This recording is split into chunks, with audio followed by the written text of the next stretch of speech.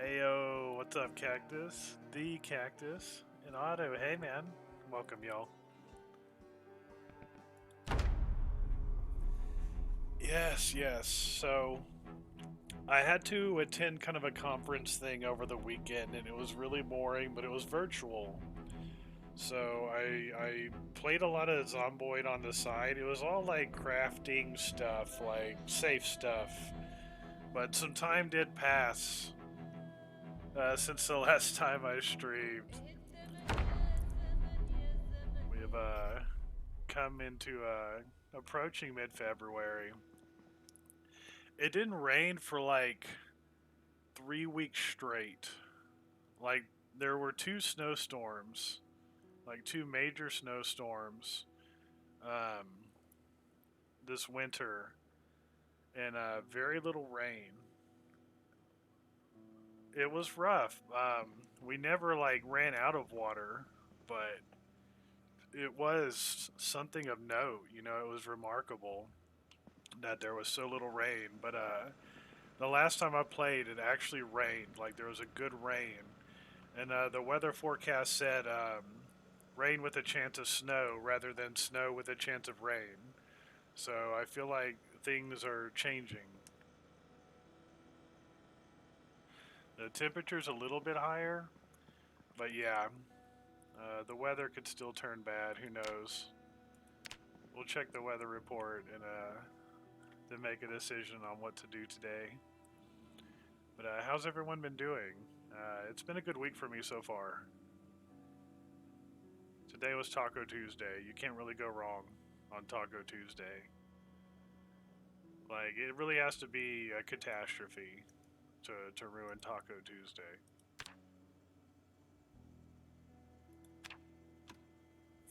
Just saying.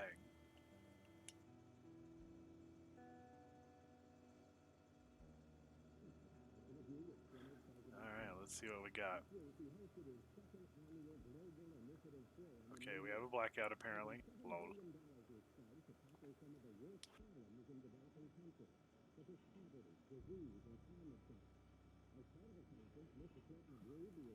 Light fog, eh? I'm glad it's been good, pretty good overall. It's unfortunate those boring days.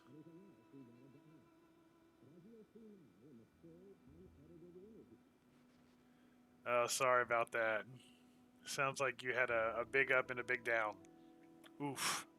Hang in there, my friend.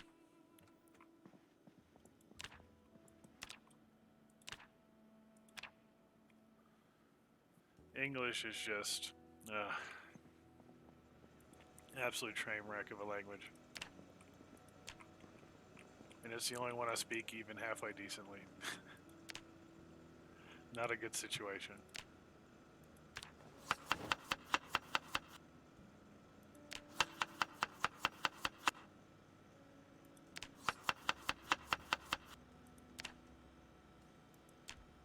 But we can have a berry salad. You can all have a berry salad through this character. It doesn't even have to be strawberries if you don't like strawberries. You can just pretend it's some other berry that you like. Such is the power of imagination.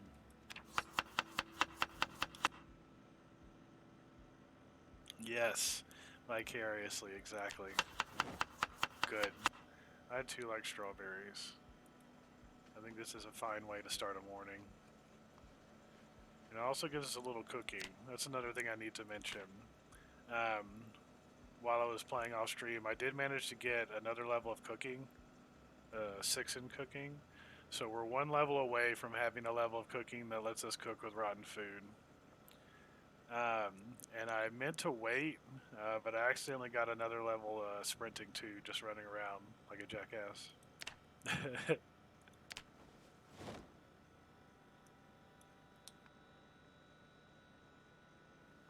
So yeah, we had some gains. I like to. That's another vicarious thing. I like to share level gains on stream as well. But I mean, those meetings were so boring. I needed a chance to have some fun. I learned a lot. It was good in that respect, but just sitting through lectures, you know, lecture after lecture after lecture. A person can only endure so much of that before they just kind of start to check out.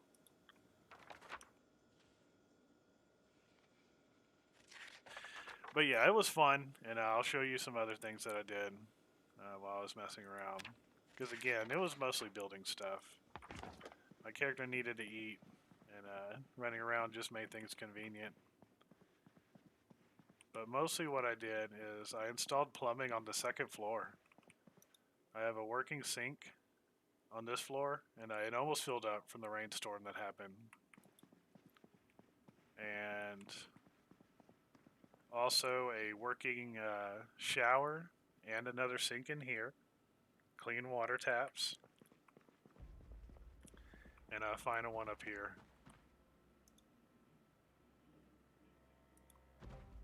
Pretty cool. And that was a lot of work and kind of scary. I had to build up here. So I finally committed. I was like, okay, where am I going to put this freaking stairs? This freaking set of stairs. And I put it here. It seemed like the best spot. And yeah, you kind of have to take a little leap of faith here. But yeah, I'm actually on the roof level. And I put rain barrels all along where I needed them. And I've even built some flooring into the top of the second floor. You can actually build all the way across. It's actually really cool. It's not so bad because you're not going to fall that far. But yeah, you can walk right through the roof. You can actually walk right through the roof. And it means that you can put rain barrels basically anywhere you want on the second floor and plumb them, which is pretty cool. And yeah, but like the actual roof tiles are really weird. They behave strangely, and yeah, if you're not careful, you can glitch right through them. I built a floor all the way along this just so I couldn't fall down into the first floor. It's pretty wild. But yeah, like, I was like, man, I really, really, really want to have plumbing on the second floor. I know that's so spoiled and it's risky to do, but I was like, you know what? It is. Roof tiles are a fine example of this game being janky as fuck. Roof tiles are just a little scary, frankly. But yeah, the weather's good. Things look nice. Let me double check my generator. And then we'll go scavenge something.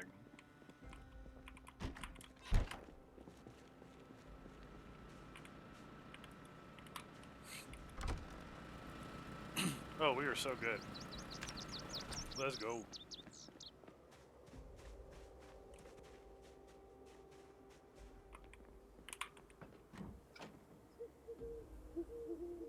Yeah, you're right, the cactus. You can honestly break your leg if you fall off a high place. You can die.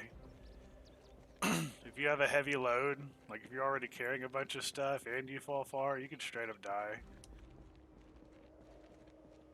Get that little skull in the corner of the screen. I did not want to go out like that. Yeah, I've never died from falling one story, but I've never fallen one story with a bunch of stuff on me either. But I've definitely gotten a moodlet letting me know that my character was not happy that he fell a story. But yeah, 2 or 3. 3, you're probably dead. I'm pretty sure you fall from a 3rd story, you're probably dead. Either dead or really hurt. Oh, we got Zeds.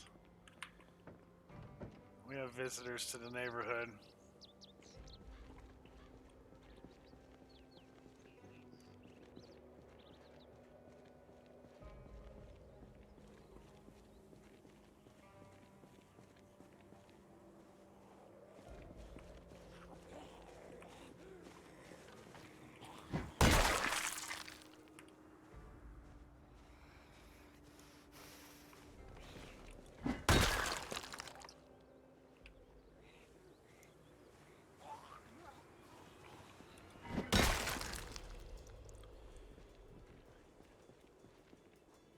There's a guy who did a great video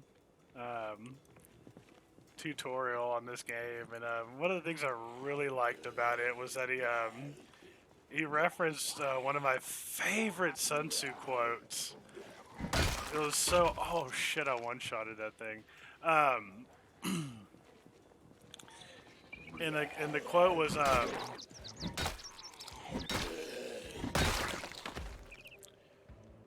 let me remember exactly how it goes. if you don't know the enemy and you don't know yourself, you will lose every battle. If you know yourself, but you don't know the enemy, for every victory you gain, you will also suffer a loss. But if you know yourself and you know the enemy, you need not fear the outcome of 1,000 battles. And oh my god, it's one of my favorite quotes of all time. And it's so true in Zomboid, man. Like, the zombies are scary, and they can kill you if they scratch. But they're really predictable. They follow a set of logical parameters. Aside from like the occasional movement jank on a server in multiplayer, it's another reason why I kind of like solo play sometimes too. Less zombie jank. Is that they're predictable. If you know zombie cryptozoology, you know, there's a lot you can do to ensure your survival while dealing with them.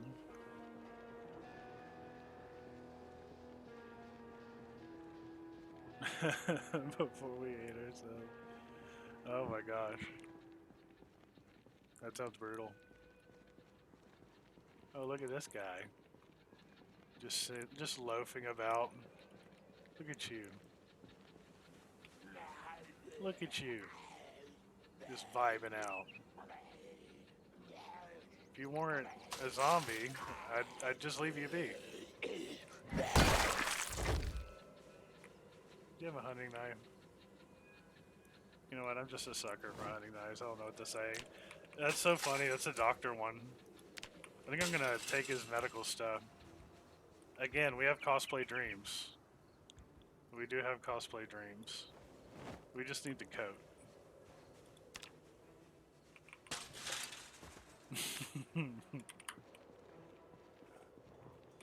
Whoa, I hear him. I even had my eye off the screen for a second, but I was like, zombie, zombie, zombie.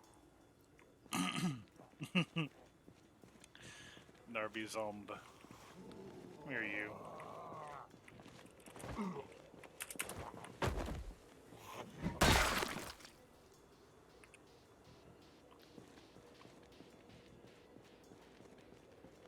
Yeah, things can go very wrong. A lot of that has to do with positioning.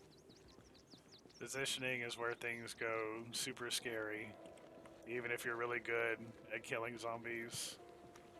And positioning is the easiest thing to forget about, and it's the hardest thing to practice. Playing a lot of Overwatch made me become very wary of positioning.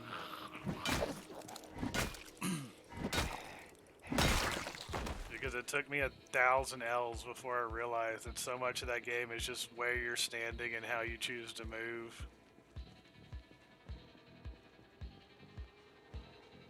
And Zomboid is definitely like that, but like kind of more net fun overall because you're playing against zombies rather than other players who can be really good sometimes.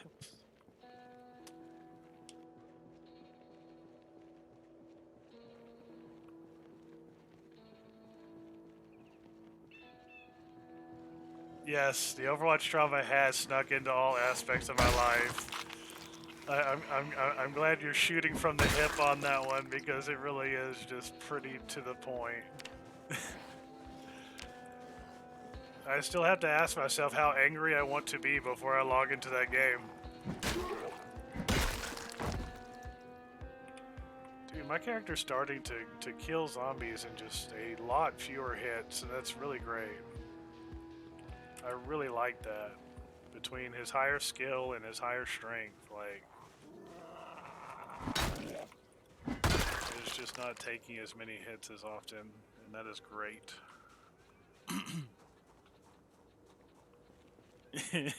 That's so funny.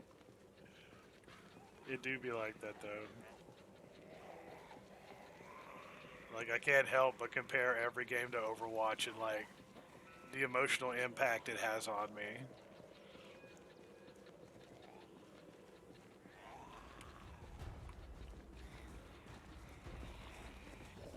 I was mad at this game the other day. Jesus Christ. I was playing with my girlfriend and there were so many zombies. It was kind of ridiculous how many zombies I killed that day just so we could get an antique stove.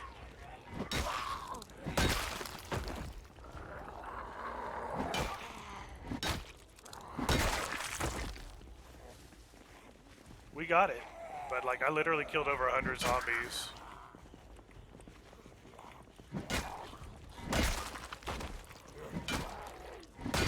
Between oh hi. Between a house alarm that went off and just bad weather, there were 11 billion zombies in the area. 11 billion at least. There were so many. It was like we came out fine, but like holy shit. I was actually becoming annoyed with how many zombies there were in the area. Yeah. The house alarm was really unlucky. And like a zombie triggered the house alarm. A zombie broke through the window and triggered the house alarm. And the weather already had them kind of out. And then they just converged on the house. And like I realized what was happening, and like we had the big fall back, and we had to fall back and reposition, fall back and reposition. And me and my girlfriend killed a lot of zombies. Like I killed the lion's share of them, but she killed quite a few zombies too. It was pretty badass. And yeah, we survived. Went home with canned goods and an antique stove. So yeah, it was... But man, this game made us work for it. This game made us work so freaking hard for it.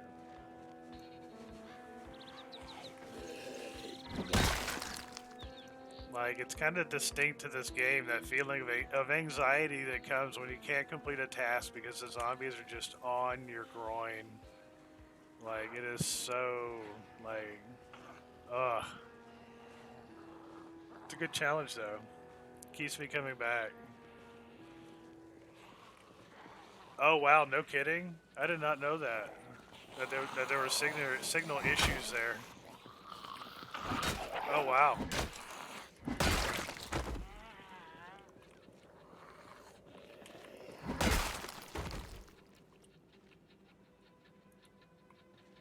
Huh. Lunchtime.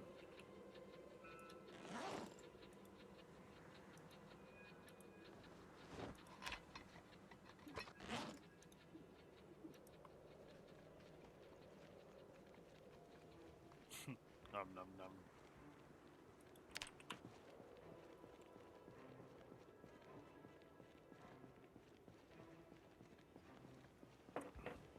I've never heard about that before. That's interesting.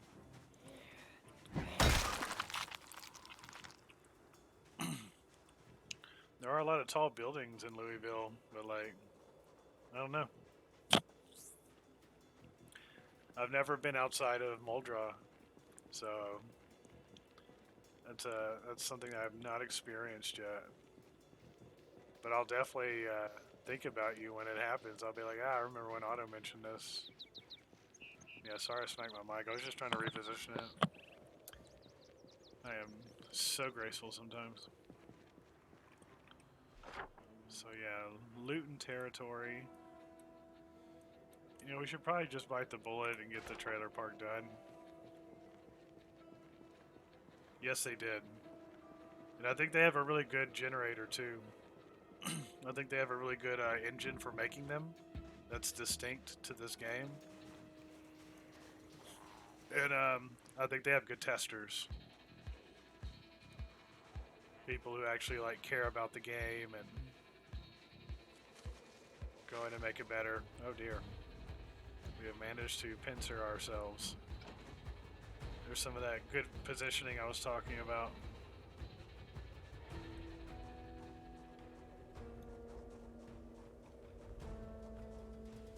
Definitely don't want to flank yourself between two sets of zombies. And where the heck did these guys even come from? This area is surprisingly populated right now. I guess I was away longer than I thought.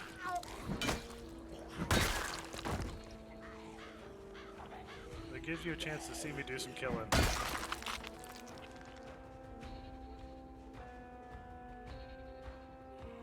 Matt, I'm right this way. Here, I'll even kill you on the concrete.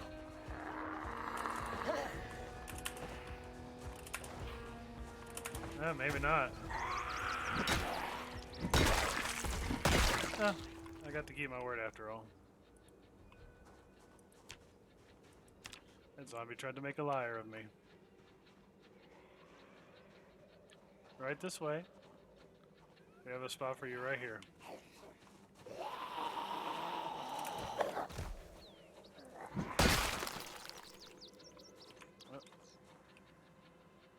Oh wow, yellow socks. I like it. Murder. Yes, they are. The neighbors are rather unruly today.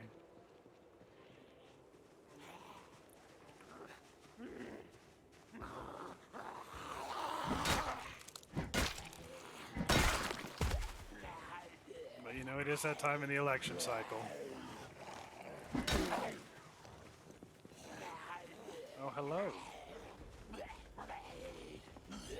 I knew they were over there, but I think they had moseyed all the way over here.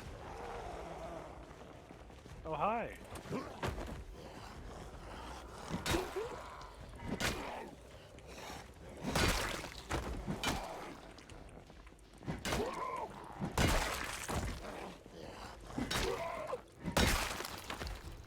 All right. Whew. Just trying me today. They want revenge from the multiplayer.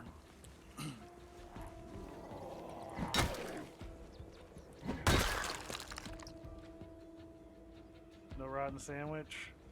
I feel robbed.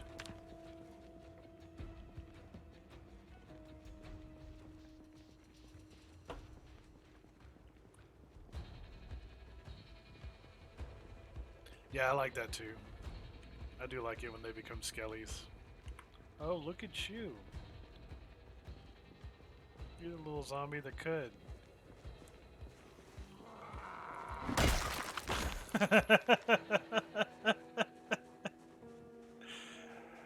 After all that effort. How rude of me.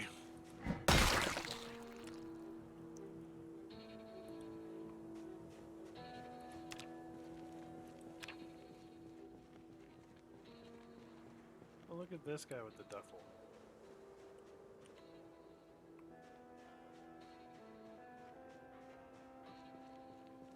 Might as well get him out here, right? There we go.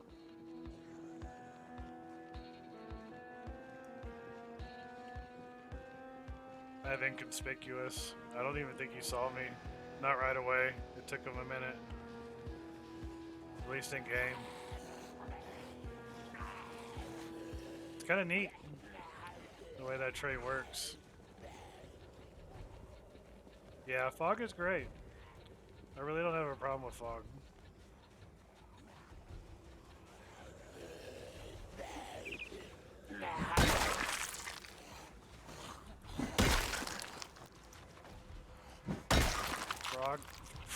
Fog can 100% be your best friend.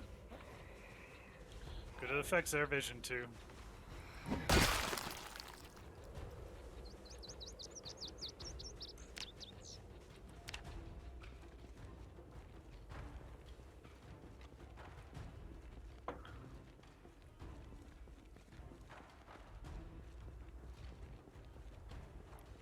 Yeah, if you're trying to be like Sanic and gotta go fast, yeah, that's always dangerous. That's always so dangerous. I remember when I first started playing this game, I was just like checking out the Reddit, seeing what kind of content and what people out there were doing. And there was this guy, and he's like, "This is the last clip of my character who lived for 10 months." And he was just driving down the road in this van at night with his lights on and stuff, but he was going so fast. And like I hadn't even like driven a vehicle in the game yet or anything, and like I was just freaking out. Like I was like, how on earth are you driving like that with your survivor? And then he crashed right smack into a tree and died. Oh my god. I laughed and laughed and laughed. I could not believe it that somebody had done that. It was like the meme. It was like, I can't believe you've done this. It was so funny though. I Oh my gosh, I was tear crying. It was so funny. And like now that I have a character who's lived around 7 months, I kind of get it. I kind of get it a little bit. I kind of get it just a little bit. Damn, 2 one-shots in a row. That's fucking tasty.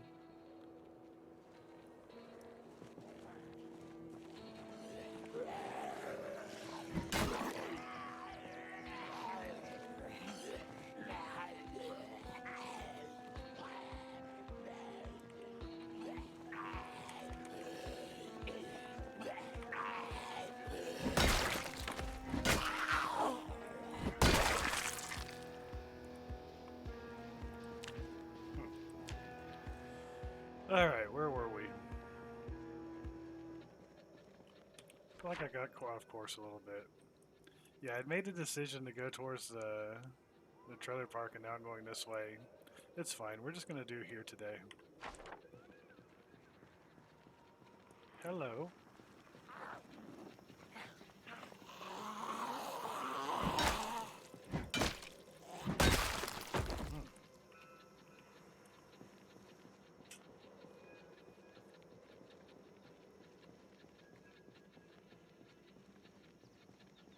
This has been eventful. How many zombies have I killed? 3,831. And I've been alive for 7 months, or survived for 7 months, 6 days, and 13 hours. We can only surmise how old the character actually is.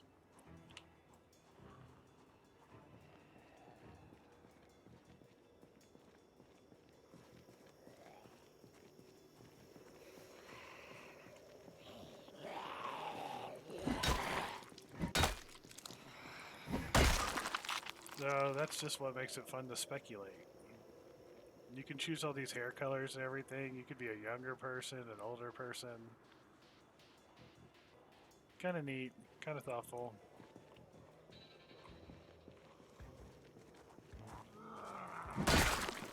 Holy shit. I can't wait until that's happening pretty much every time.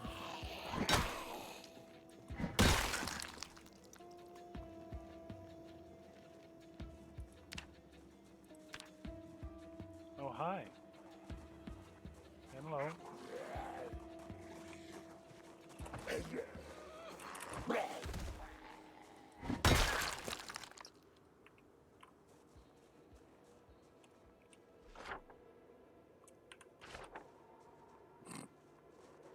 Any zombies nearby? Did you hear that?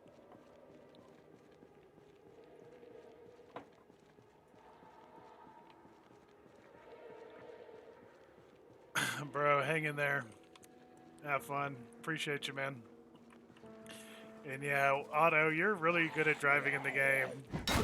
120 would be pretty ding darn fast for me.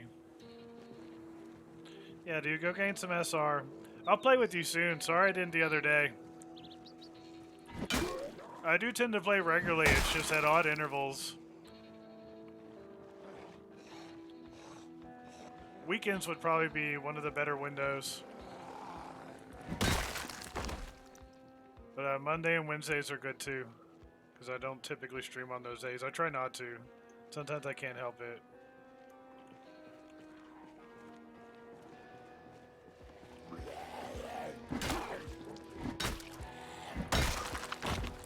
What's up, Axe?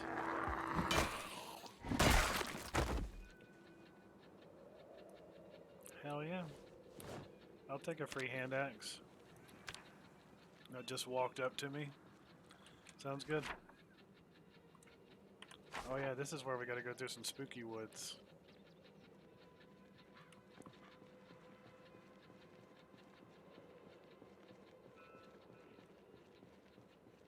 I have not played any Overwatch 2 ranked. I'm not emotionally ready to do that. I'm just not emotionally ready to do that.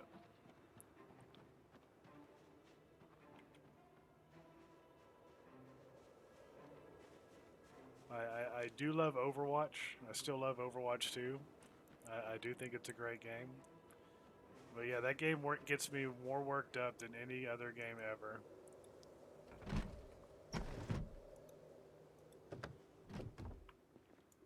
I love it when a team comes together and just absolutely destroys the other team.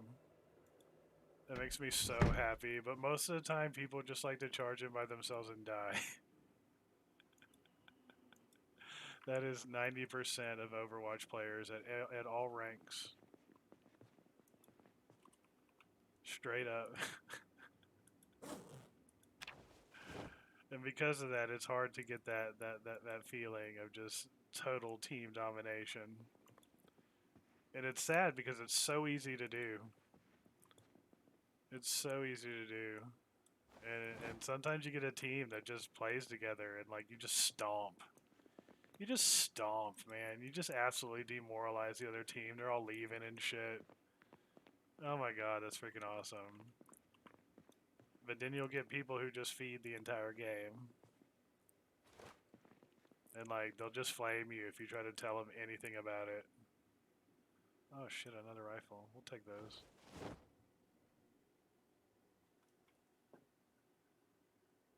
Yeah. No, I've seen most of the time you drive perfectly well. Perfectly carefully. I'm so tempted to grab the guitar case, but like, what the hell do I need a guitar case for? I'm having trouble justifying it. That's just kind of neat. I do have a guitar. I could put a guitar in the guitar case and like actually like run around with it. Kind of neat. There's some novelty there. I'm in for it. Yeah, I tend to drive like a grandma, both in real life and in games.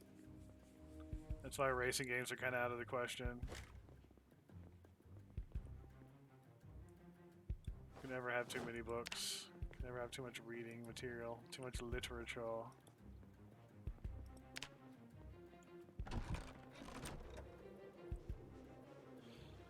And yeah, I'm glad that Torbjorn's back in Overwatch. He was my main. Like that was like the only character I really liked playing a lot. And they just like removed him from the game for a little while to like fix him or something. But man, if I can't play my Swedish engineer, then like what are you even doing?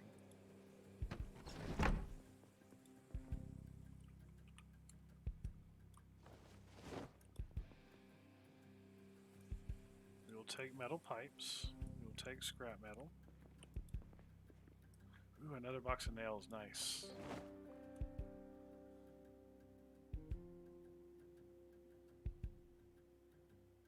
The wet cardboard hoods. Yeah. Yeah, dude. To be honest, though, it's really weird how vulnerable vehicles are to that sort of thing. They don't build them the way they used to. I had a girlfriend, man, and her dad liked to work on cars, and he had a bunch of old cars, and he restored a car for his daughter, and man, the old cars were made of very thick steel, like good quality steel. And because of that, like they can take a really serious impact, like a really serious impact. But they're heavy. They're heavy, and they have a little less maneuverability as a result. But at the end of the day, like those thick steel frames were really cool. Like they were safer. Like they were just better. And then companies just lowered the standards on how thick the metal frame needed to be. You know, in some places you got plastic frame. Like you don't even have steel. So like older cars you could run over a zombie or two, but honestly, like I've talked to people who have run over things like deer, and people who have actually been in like serious accidents. Like running over somebody can really mess up your car. It's really surprising how damaging um, just that can be. Dang, I don't have my screwdriver on me. I don't think. I need to come back with my screwdriver. This van's in really good condition. I love the email sign. I absolutely heart the email sign.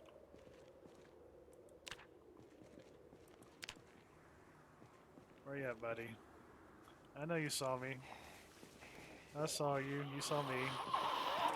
I get it.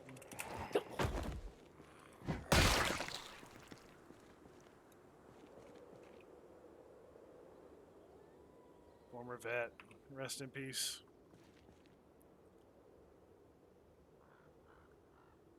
Oh man, I'm so sorry to hear that. That was probably a very disappointing day.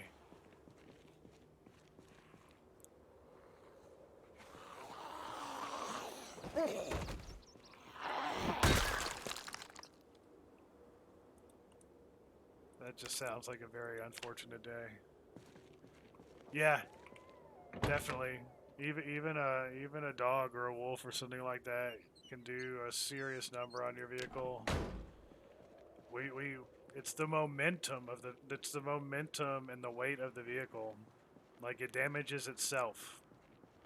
The vehicle damages itself when it hits things. Like you have to have a crazy strong frame for that not to happen.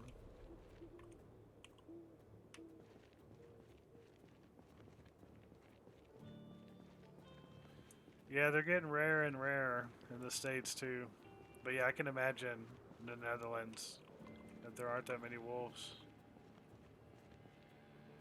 I imagine you have some preserves, maybe some places where you take pains to protect the wildlife there. But yeah, that place has been settled for so long.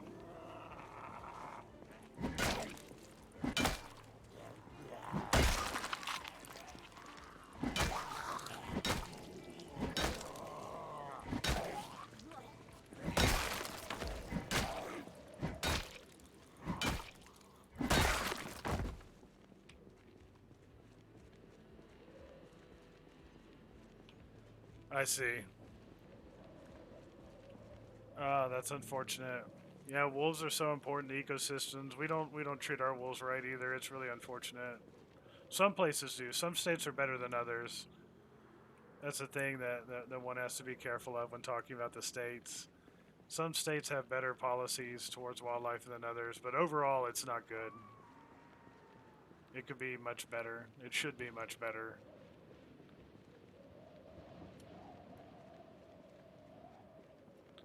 We should go home. I lost track of the time. I was having so much fun talking and killing zombies.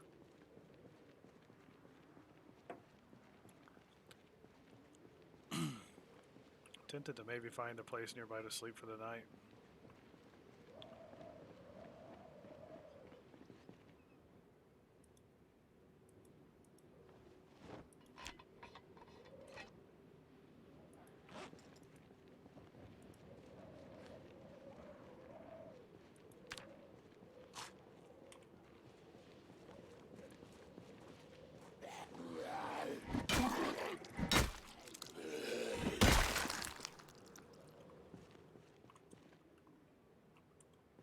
stranger. Gotcha. Rip. Yeah, I might just stay here. No, that's crazy pants, but why not? The generator's the generator. What is a generator? The generator is in really good shape. I've had one beer, and that's where I'm at. I'm so sorry. The generator was at full 100% across the board when we left, so it'll definitely be fine overnight. We just need a semi-decent room to sleep in.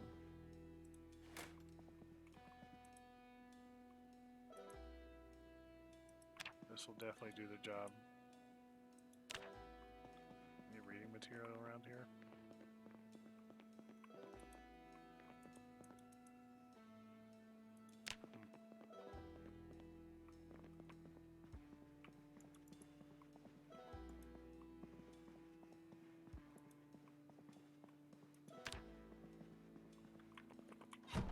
People in the States don't like wolves because of cattle and horses and stuff like that.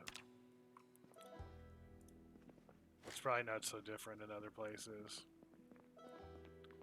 People consider it a threat to their investments and livelihoods and stuff. Yeah, it's really unfortunate. But they also need to recognize that wolves exist for a reason. Tough situation. I was hoping there was something here, but clearly I've looted it all long ago. No worries. Don't exactly have the most calorie-rich stuff. It's okay, we can eat well when we get back.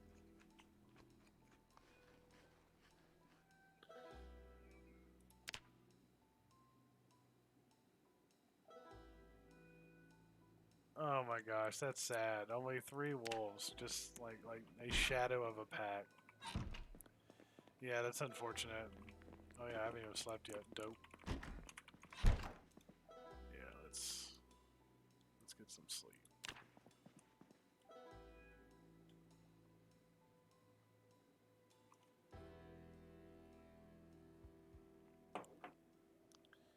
Now I'll be right back, my friend. I just need to run to the fridge.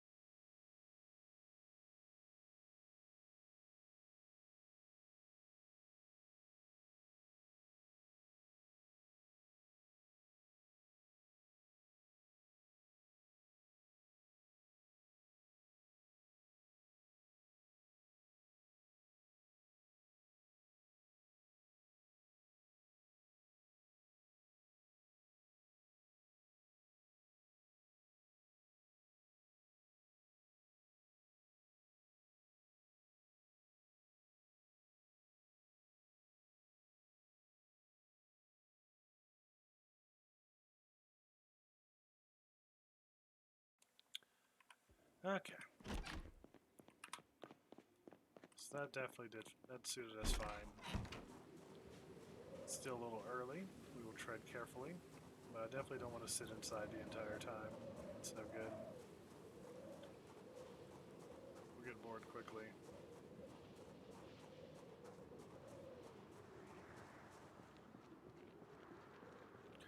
My character can't be bothered to sit in safety.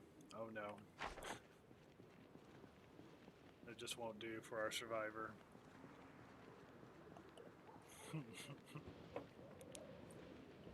He has to go find trouble in the dark.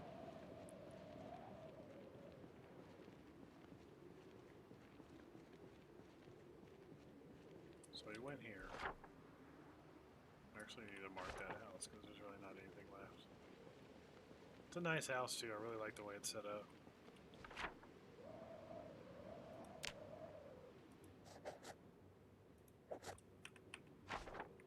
That was in a good place as well. So that frees us to move to the next house down the road. Yeah, I do relate.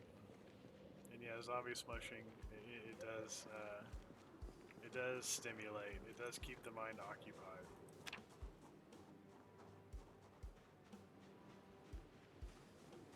And unlike a lot of the RNG in the game, it has a pretty solid skill-based element to it.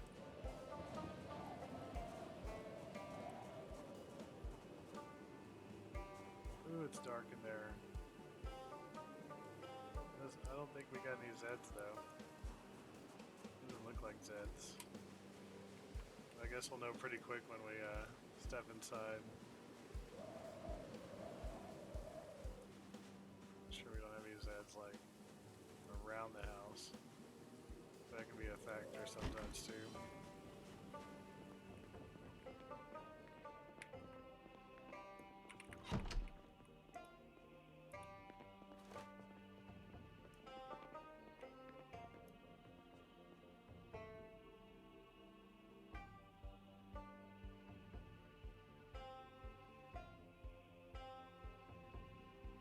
Dang, you were in a groove. That's a good count. That is a respectable count, my man. That is a lot of kills.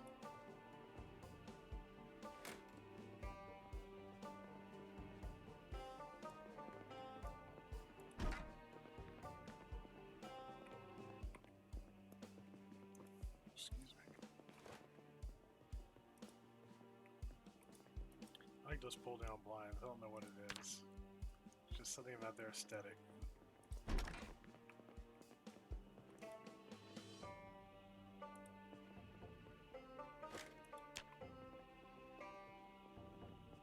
There we go. Alright, let's see what we got. Yes, please.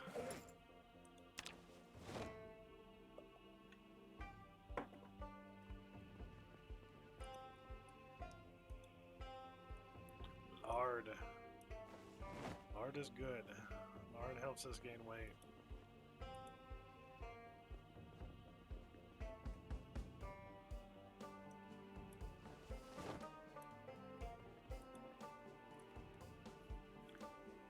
We are always struggling to maintain a good weight in this game. It is so much easier to lose weight. It's easy to gain it, but it's really easy to lose it too.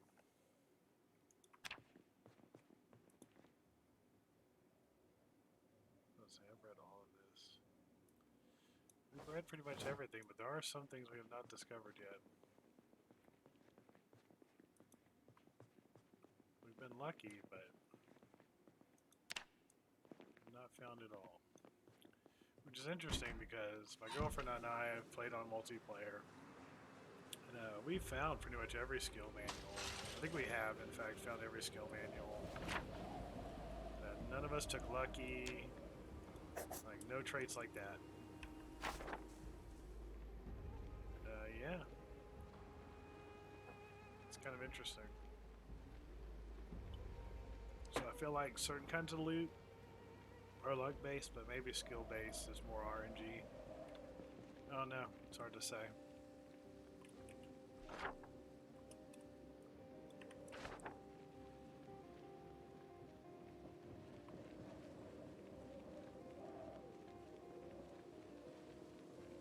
We're gonna come back with a screwdriver and a gas can and get that email van. That email van's the shit. Oh, here we go.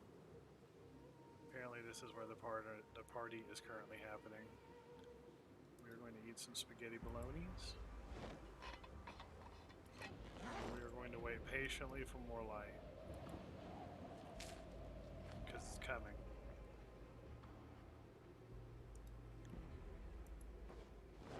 And if a zombie sees us, cool, we'll deal with it.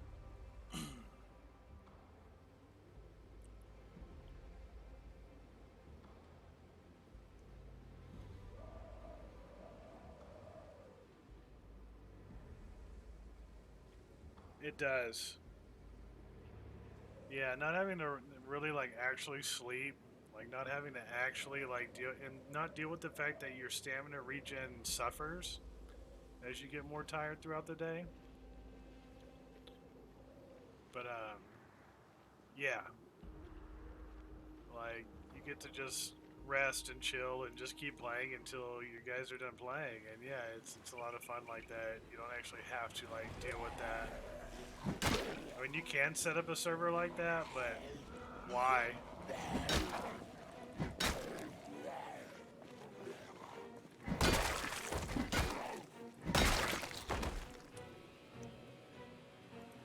That's a hardcore server.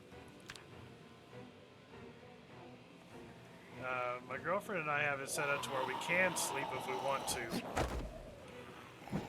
so that we don't have to like sit in a room all night if we don't want to. Like we can just choose to sleep and pass the time. It helps conserve resources a little bit too.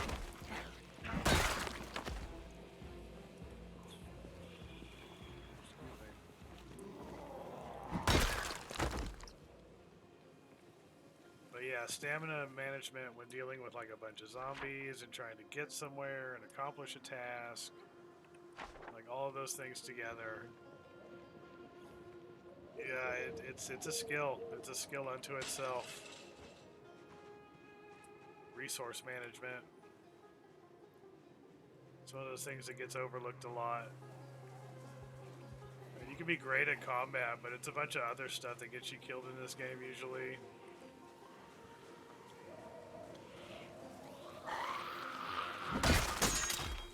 Oh shit. Whoa.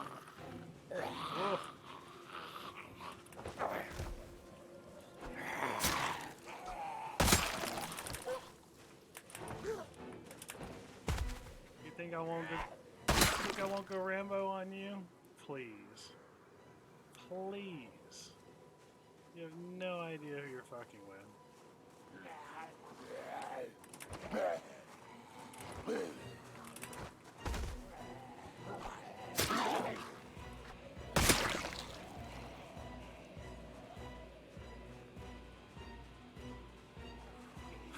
I want to put the for sale up sign just for irony's sake. I think that would be hilarious.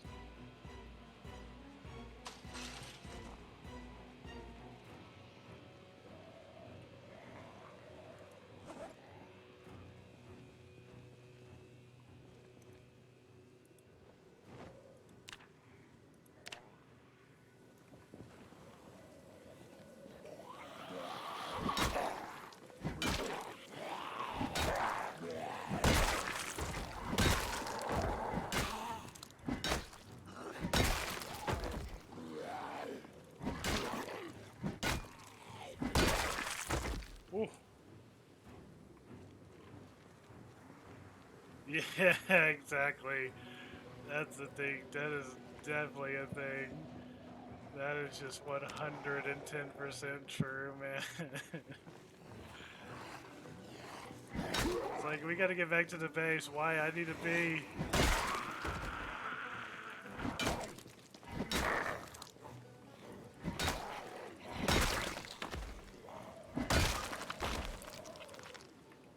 That has occurred. That has definitely occurred. That's funny.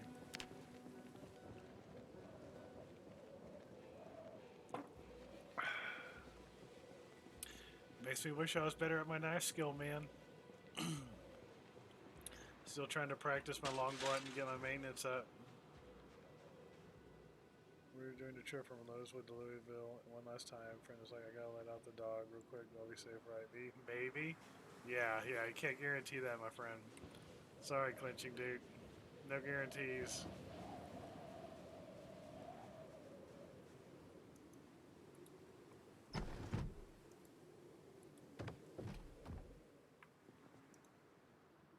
I can even guarantee this game won't kill me while I'm on pause. Let's be real. That's the beauty of this game. It will keep you guessing.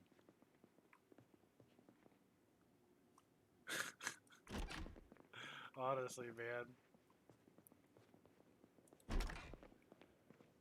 I remember one time I went to bed. I went to sleep in a place that didn't have any sheets. I was still learning the game, and I was just being a nomad. And I was like, I don't know if I'm gonna die or not. And yeah, I woke up to a zombie on my face. I managed to kill it, but I was like, I have no idea what's gonna happen. This game's probably gonna kill me. This game has no qualms about killing me. It's just that kind of game. It bears me no malice. That's the beautiful thing about it. There's no like enemy to talk shit or like does a victory dance or anything. The zombies just go back to whatever the fuck they were doing before. Or they just kind of eat you a little bit, maybe. Actually, they only really eat you if you die from like a long fall or like just crazy damage. But most of the time, you just get up and become part of the party. Dark Souls is like that, man. The enemies kill you and they just go back to whatever the fuck they were doing, man. Like that's just the game. It doesn't hate you. It doesn't love you either. It just doesn't really give a fuck. And that's zombies, man. Exactly. The game lives to kill you. It makes every day a triumph, though. That's the beautiful thing about it. It actually makes surviving from day to day mean something. A lot of games struggle and fail to deliver that feeling. But Indie Stone's been working on cultivating that for years. For fucking years. So, hats off to them, right?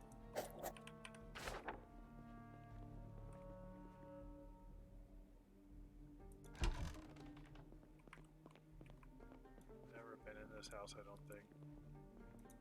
Yeah, I don't recognize the layout out of this house. Like Gandalf right now, I have no memory of this place.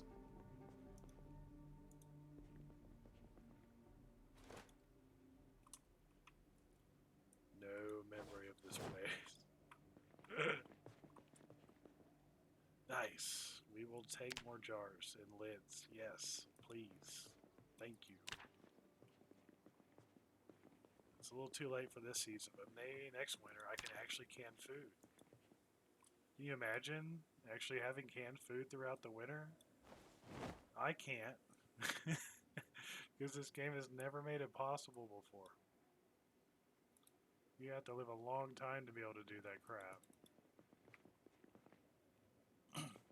Metalworking supplies.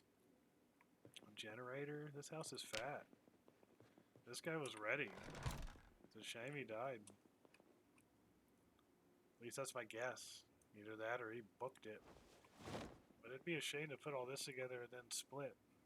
You know?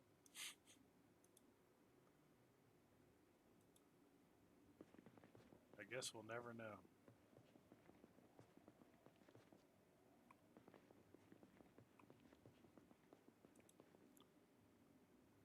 Let me see here. I don't know if I have these VHSs or not, so I'll grab them just to be safe. We're down to 2 books. Yeah, Foraging and Farming 5. Those are the only 2 books we need now. Holy crap, I'm gonna be so happy when I get those. We'll find them eventually. The RNG gods will eventually be merciful. I have faith.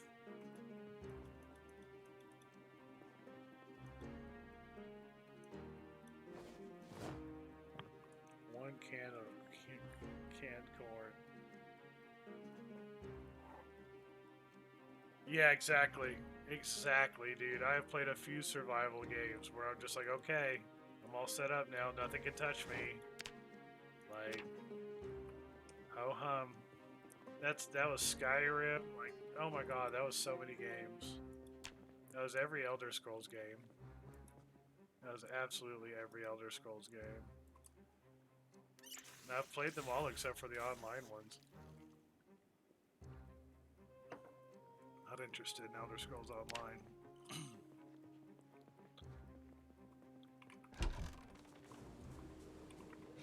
I was going to see if there's any special channels. I haven't been doing that enough. I know it's usually the usual, but I know at some point you start finding access to weird codes, weird frequencies. So there's still some stuff here. Mostly of the metalworking variety. So we'll give it an X. I guess we're starting to get pretty full up. Rib crowbar. They live for so long, you get attached to them. You start to want to name them and everything.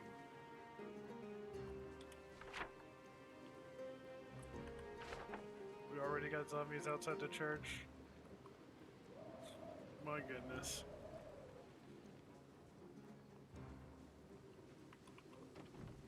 It's so wild. There's a lot of developers that just wouldn't even do that. Who wouldn't even put churches in their game. Just because they wouldn't want to like actually offend people.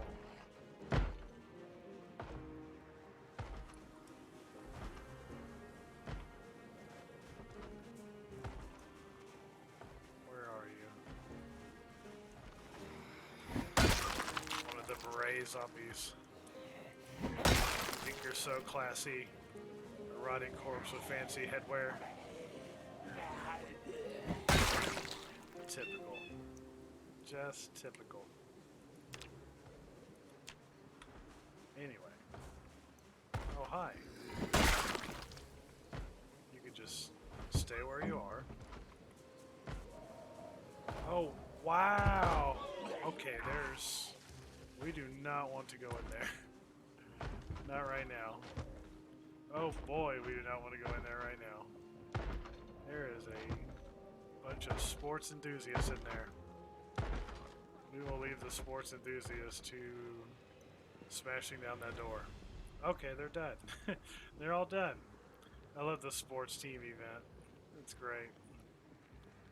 We have definitely found ourselves a sports team event.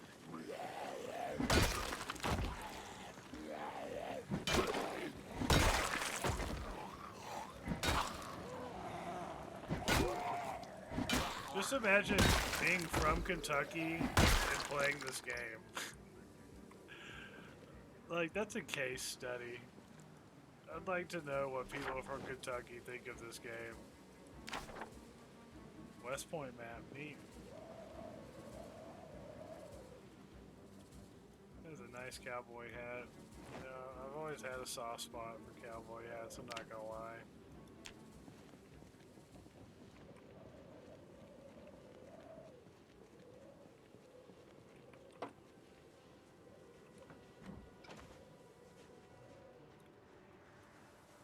Alright, you guys tore this shit up. Hey now, don't be rude. Don't be rude. Nice try. No, sir. You're not gonna be chomping me. I'm gonna have to get up way early in the morning to pull that shit. Alright.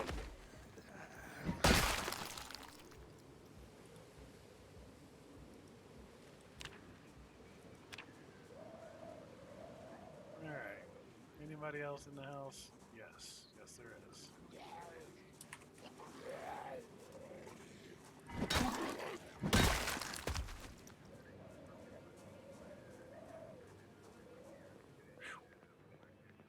Man, that dude was right here.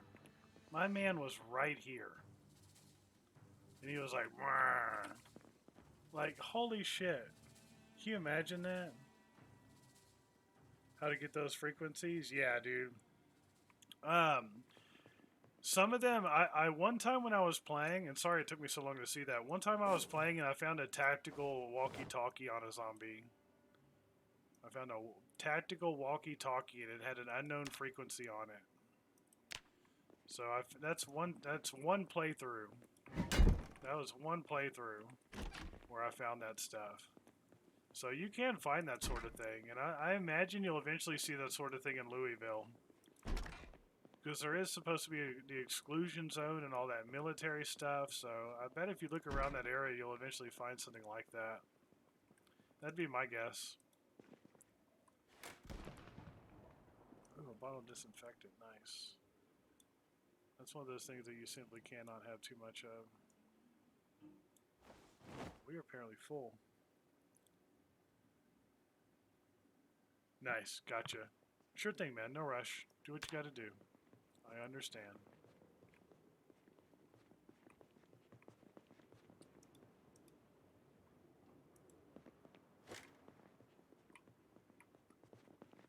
I need to come back, I think.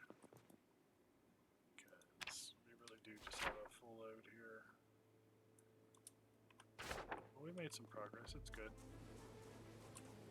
Let's have a nice lunch and then walk back.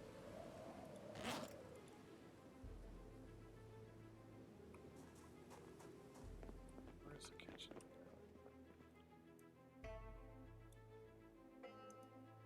Let's eat some food and see if we can replace it.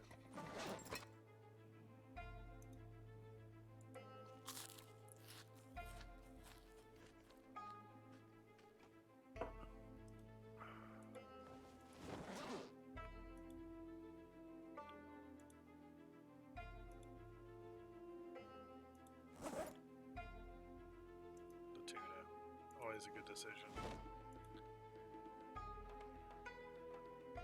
Well, maybe not always. You don't want to get high levels of mercury. I don't think that's in the game, mind you, but you do want to limit your consumption of tuna because it can give you high mercury levels.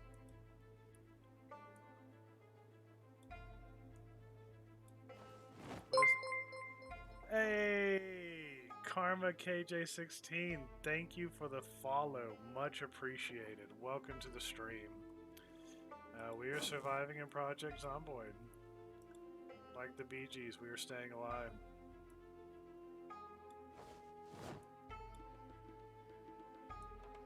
I had this interesting situation where I can have a full backpack and still have room on me for more stuff.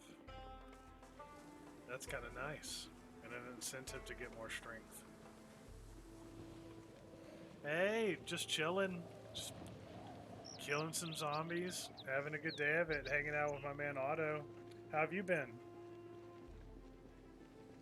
How's your day been treating you? Do you play Project Zomboid? I have so many questions.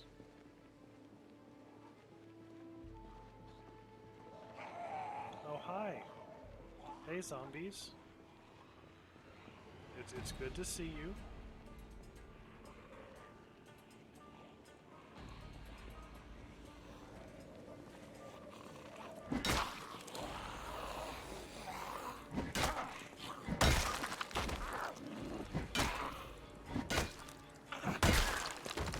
Oh, hello.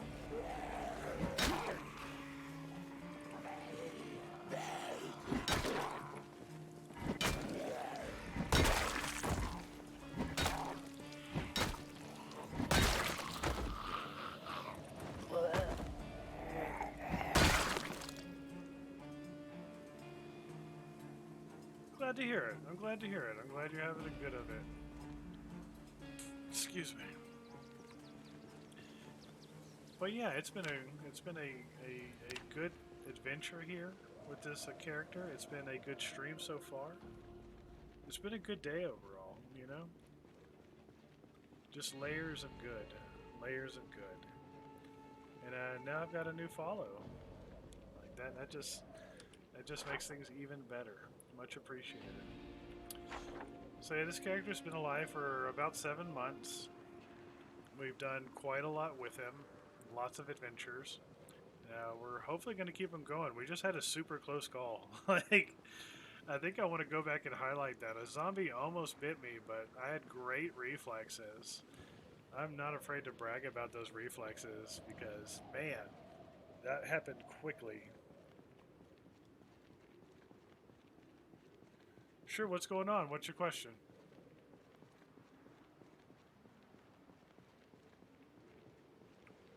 Ask away.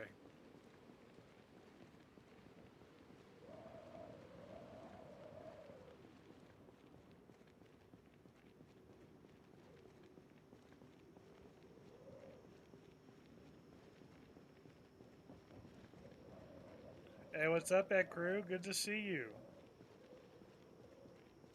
Have you been at, crew? I saw you playing Apex the other day. I just lurked. Had a bunch of crap going on. But yeah, you were doing pretty good, man. I liked it.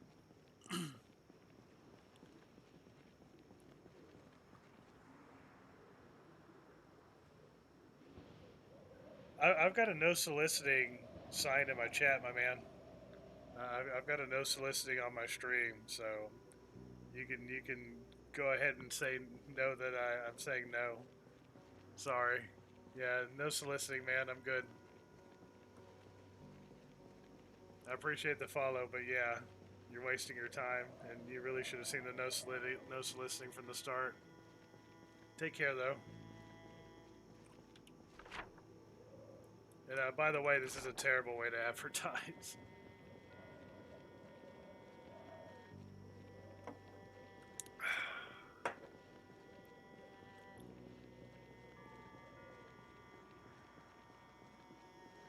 Hey, welcome back, Otto.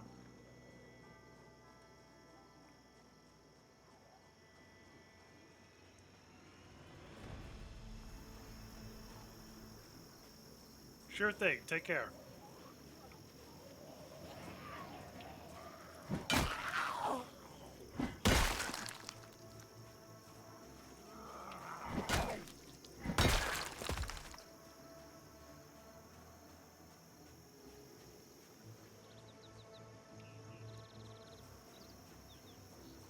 I'm doing great, man.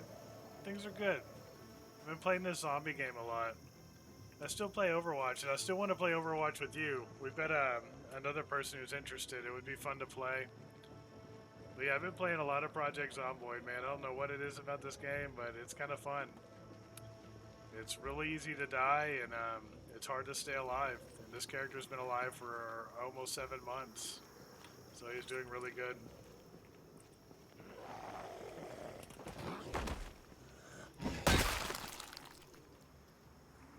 We're gonna go there soon, March Ridge. That is the plan. But yeah, life's been good, work's been good, school's been good. I can't complain. Are you enrolled? I seem to recall that you mentioned that you were doing the thing, man. Let me know how you've been. I try not to interrupt you while you're playing, man, because you're always mad focused, and I respect the hell out of that. Excuse me. I understand. It's a mess right now. It's a fucking mess right now. Like, they just put Torbjorn back in, and I'm like, man, you just took him away, like, in the middle of the season. Like, I don't know how you expect me to feel right now. Bastion's still not back. Like, there's just a bunch of shit that's still not ready. I do agree that it's crazy.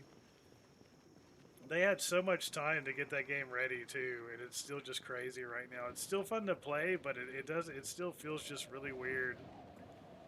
I think the main thing is that people just don't know how to play it. Like, people still don't really know how to, like, they still haven't adapted their play to a 5v5. People will get there, but with Overwatch 1, it took a long time. It took so many seasons before people just kind of knew how to play the game. I'm glad to hear it. I'm glad you're full-time schooled, man. Get that shit done. Get that degree. You don't need me to tell you all this shit, man. You already know. But yeah, good for you. And no bullshit. If you ever want someone to look at your papers or whatever, I am 100% down. I'm actually a really good resource for that. No cap. I can't help but want to help people out with stuff like that. It's in my nature.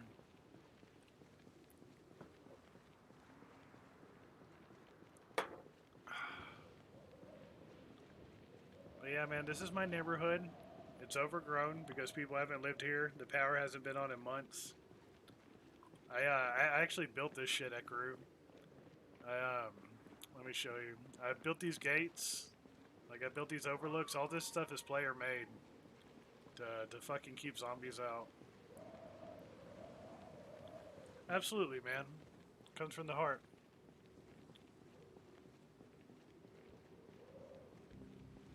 Higher education is an absolute motherfucker. So I'm happy to help in any way that I can.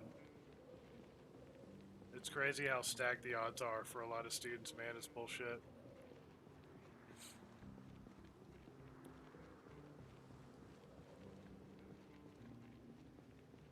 This is my home. I've like all this crap this player made. Like I put a stupid amount of time into building up this crap, dude. It's ridiculous. Absolutely ridiculous, but I love it. Like it's crazy. The mix of combat and like sandbox builder stuff in this game is a lot of fun. By the way, Ekru, meet Otto, man. Otto's a Zomboid player. He's real cool. I met Ekru playing Overwatch. He's a really cool guy. But yeah, y'all are both really cool people, so I want to introduce each other even though it's online.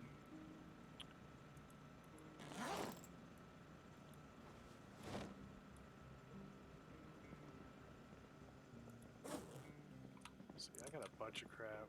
Let me put the bloody clothes in here. I think I washed all this other stuff though. It's fine. We'll get it sorted out in a minute.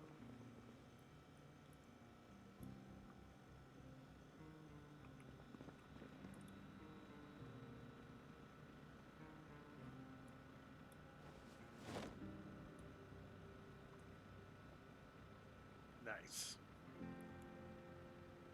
Yeah, Otto's from the Netherlands.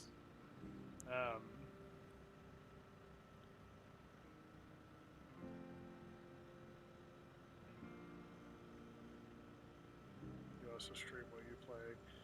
Yeah, he does Overwatch and Apex. Ekru likes to play first-person shooter games. He's really good at them. Much better than me. Much, much better than me. I still want to play with him though. I want to pocket him. I still want to be your mercy pocket Ekru. When you're ready to come back to Overwatch, man, I want to be your mercy pocket. I just want to see how much damage we can do.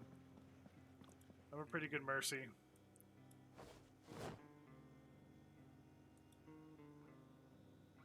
And she's pretty good these days. They've done at least a decent job with her.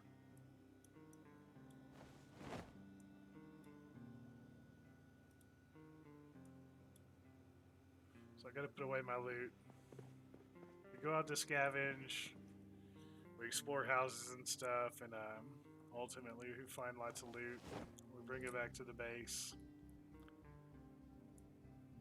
And we've got our little empire, our little survivor empire.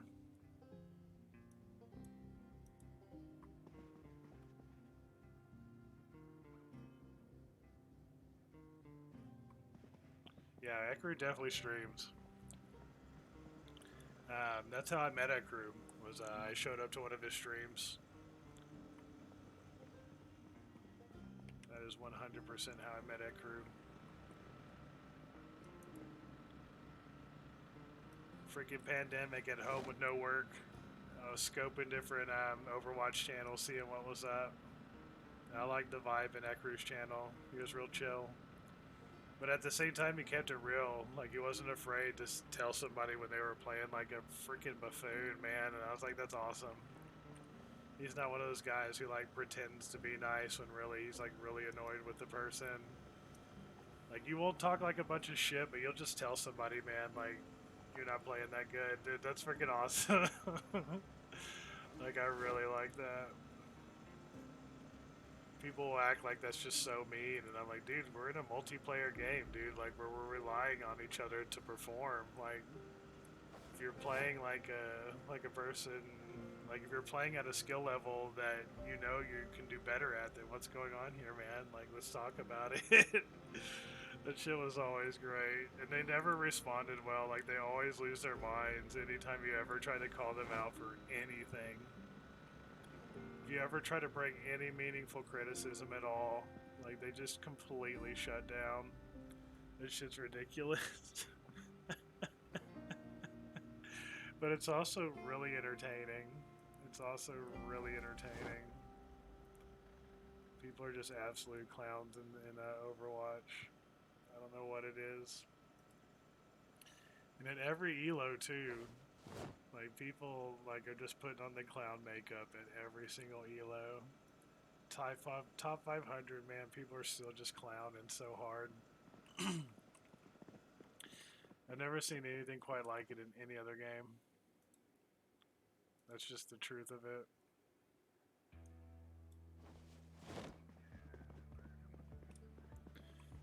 Overwatch is just special like that, I suppose. It's what happens when Blizzard decides to make a shooter game. That sounds right. I have so much salt. How much salt do I have? I have 8 shakers of salt. This will be 9 shakers of salt. That's amazing. Yeah. No, it is crazy. It is crazy, and it's messed up that we don't have Overwatch to go back to. Yeah, exactly. I don't think you're toxic. I think you just say what you actually think and feel about the situation. Like, I value sincerity. Like, I don't necessarily value toxicity. But yeah, I feel like most of the time, like, you actually are holding back and trying to, like, communicate with people. Like, I can tell when you're annoyed. Like, I can tell when you're pissed off with what's going on. But, like, usually you don't flame people. Like, usually you try to, like, just let people know where you're at and where you're coming from. And I think that's legit. But yeah, sometimes they don't take it so well. Most of the time they don't take it so well because people are kids on that game. Let's be real. Okay, I already had episode 3.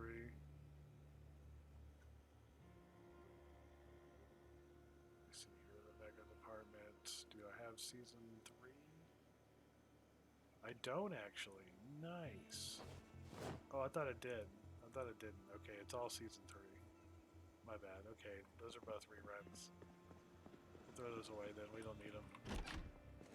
I'm not going to worry about repeats of VHS tapes. I'm not going to sweat that.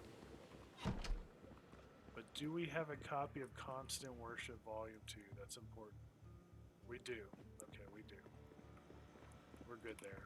I just wanted to make sure. We're trying to build a comprehensive media collection here.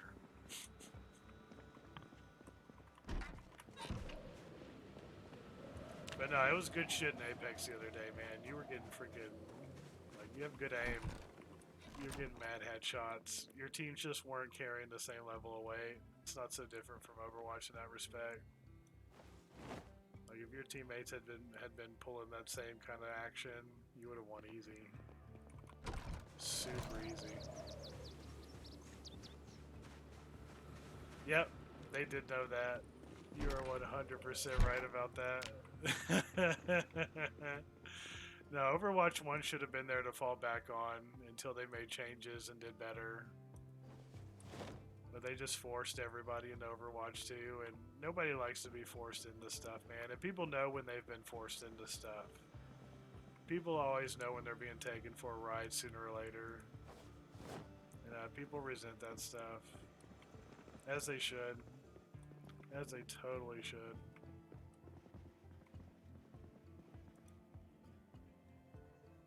Let's see, where did I put my kindling stuff? Here we go.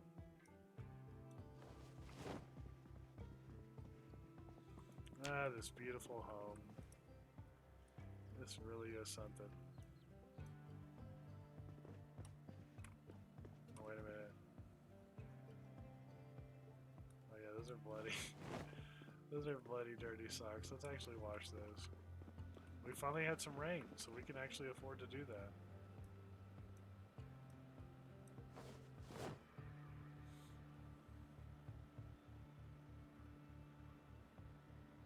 Yeah, exactly. Yeah, they put out the second game and then they were like, yeah, we're gonna kill the Overwatch 1 servers, and like, I watched videos of people playing right up until the servers died. Like, that's how much people cared about that toxic ass game. Well, there were people willing to play it right up until it was just gone. Like, the servers were actually shut down, gone. And yeah, just pushed everybody into Overwatch 2.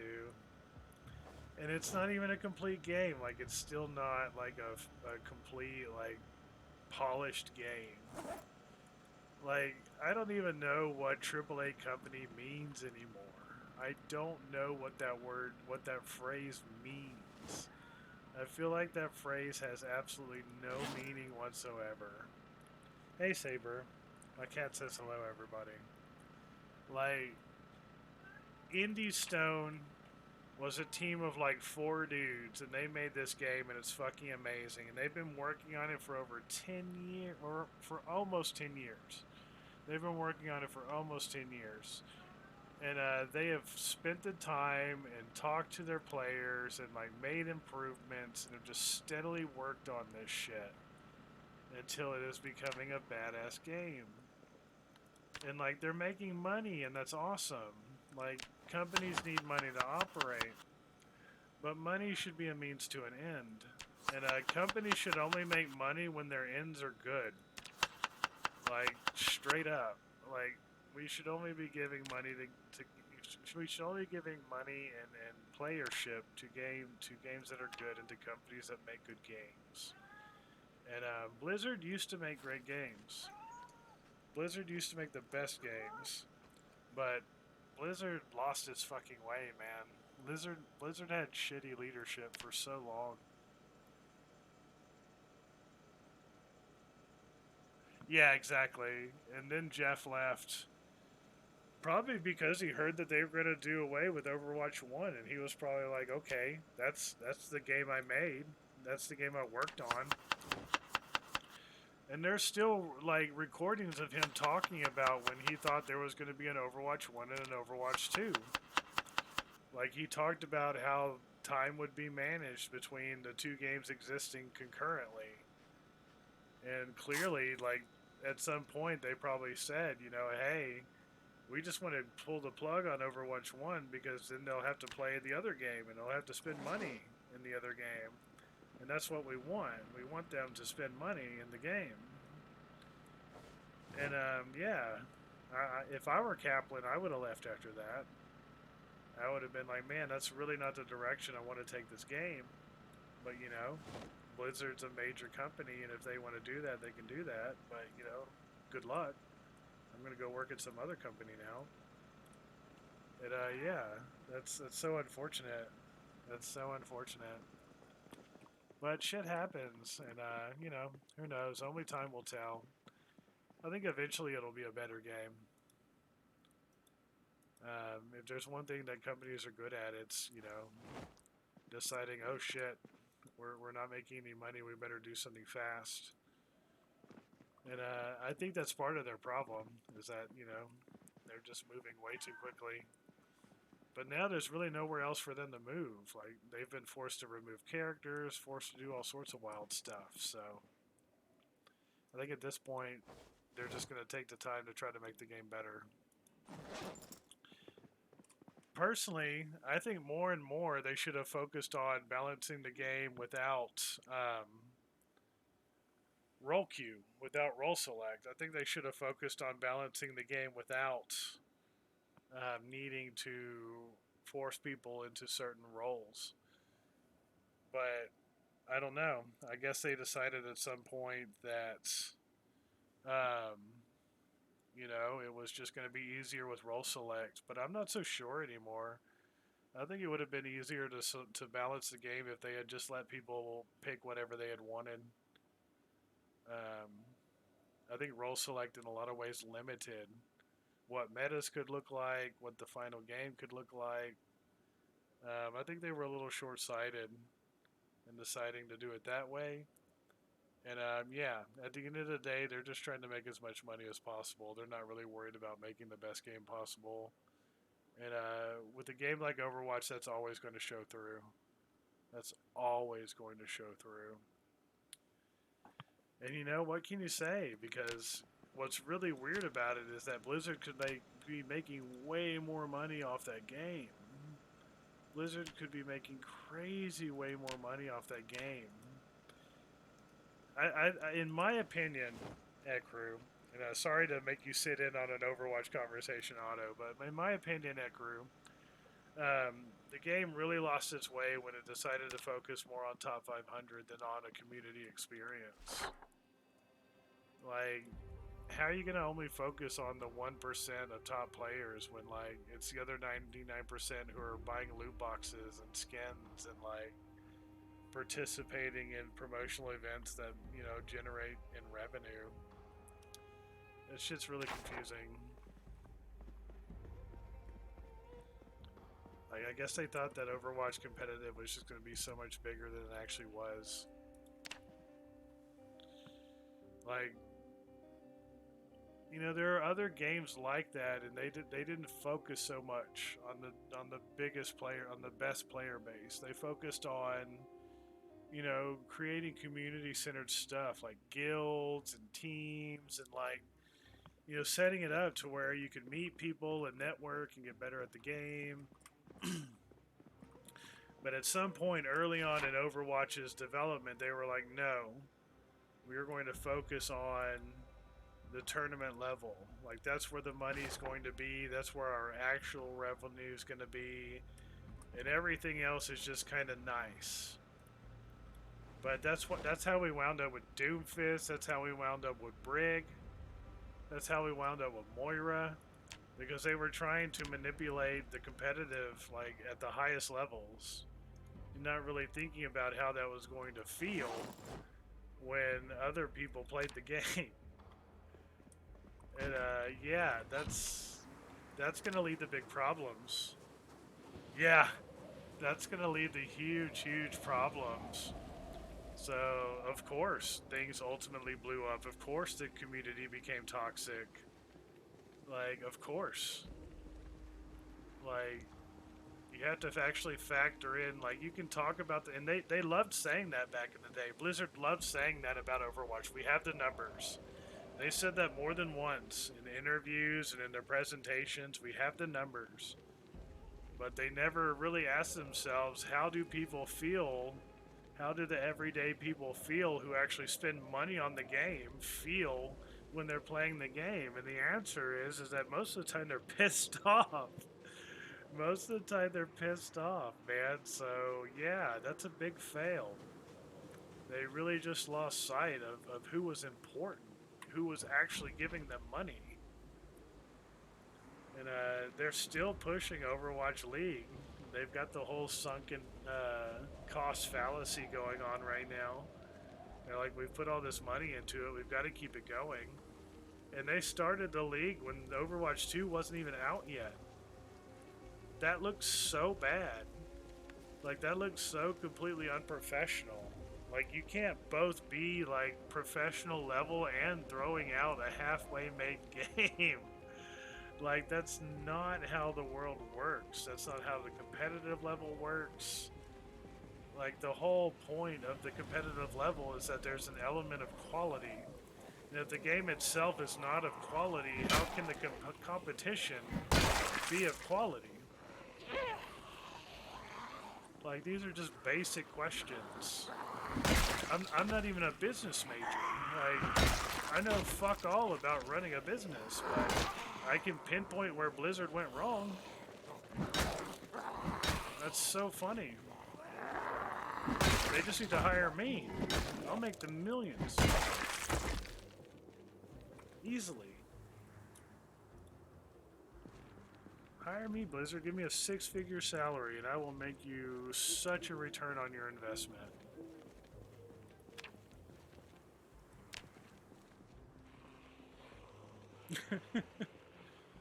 Yeah, exactly. Well said. Well said, Ekru. Balancing for the stage. Balancing for the stage. I like how you put that.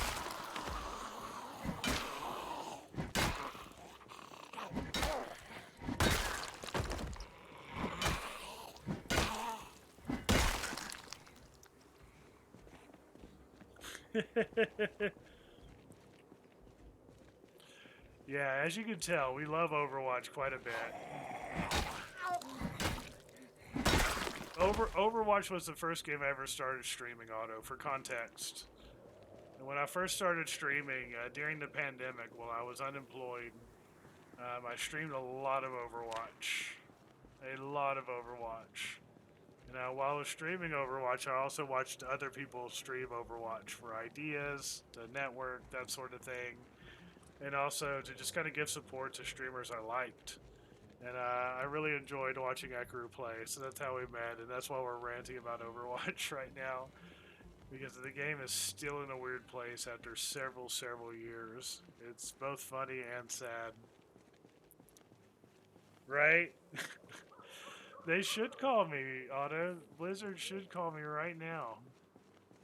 They should have a rep in my channel, but they're probably like, yeah, he's cursed way too much. That guy's toxic. We don't want to give him a contract. That's probably what they'd say.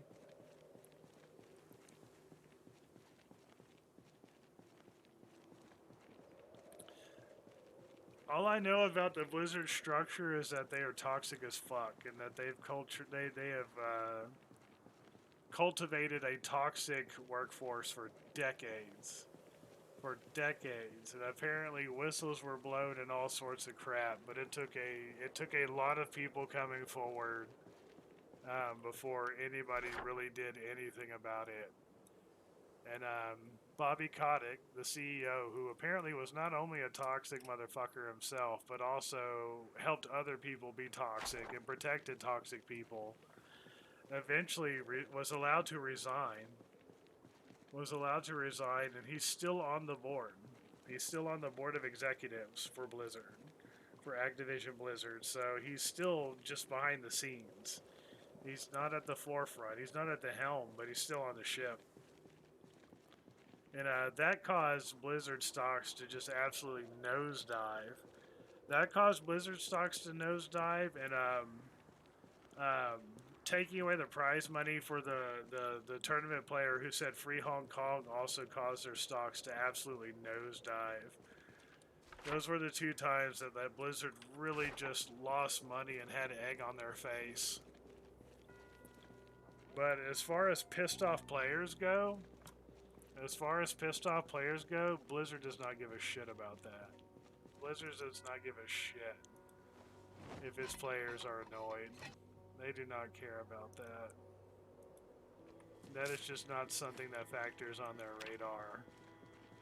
Like, you're just not allowed to be pissed off while playing a video game in the mind of people who work at Blizzard. Which is really interesting. It really is interesting. Like, you're supposed to play Overwatch even if it is a broken, busted experience that is not fine-tuned for everyday play. You're supposed to just take that shit and smile and say GG at the end of the match. Even if you've just been utterly stomped because the rest of your team are playing like absolute buffoons. Yeah, it's a special kind of experience. Yeah, dude. Yeah, dude. You need to just set up your own company and make your own FPS, dude. That's my honest opinion, Crew. You just need to make your own good FPS. Make an FPS that's actually good. Like make an FPS that is actually good and also manages to punish really toxic players. If you could somehow do both of those things at once, you'll be remembered forever.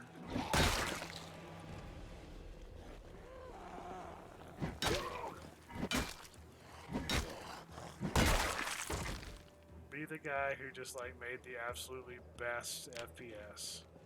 That would be beautiful. It would just be chef's kiss.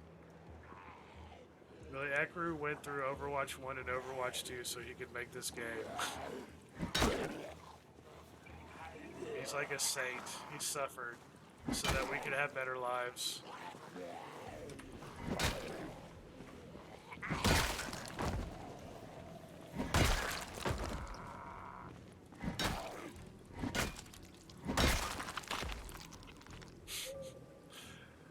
That just sounds nice.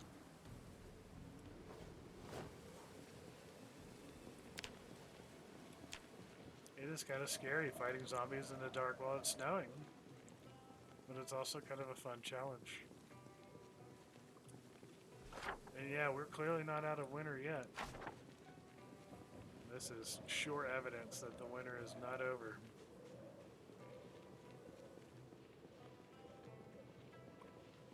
So the front of the house is over here.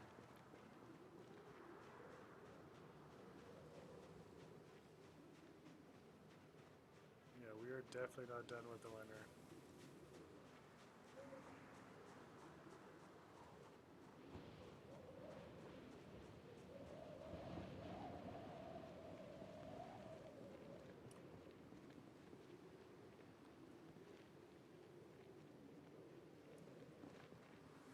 Oh, hi.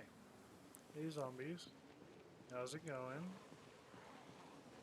Oh, hi. Hello. That's so true. That's so true. That's why even mistakes have value.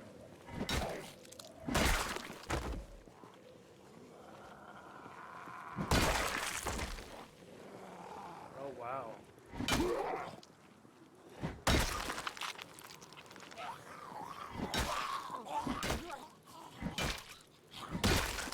Got some hardcore zombies around here.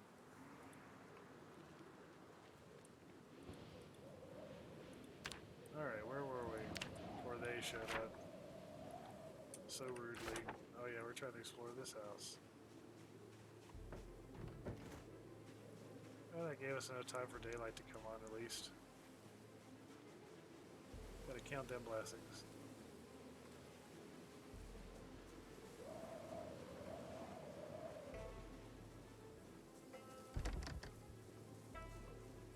It looks safe, but I don't know.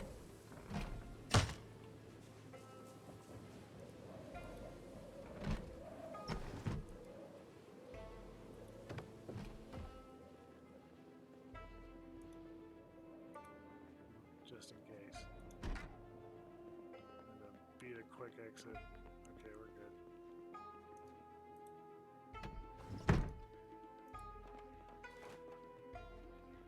Alright, what do we got in here?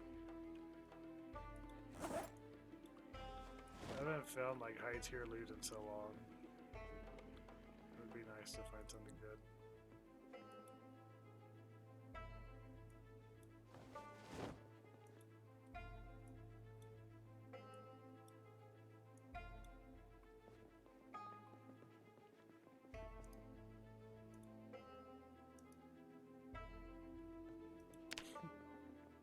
It'd be so crazy if the hit station was still on, or like one of the stations was still on.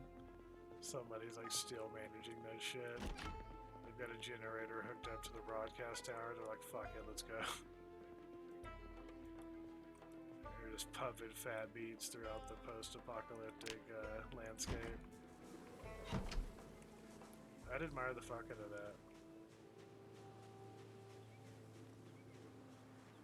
I think so, man. I think you'd kill it at crew.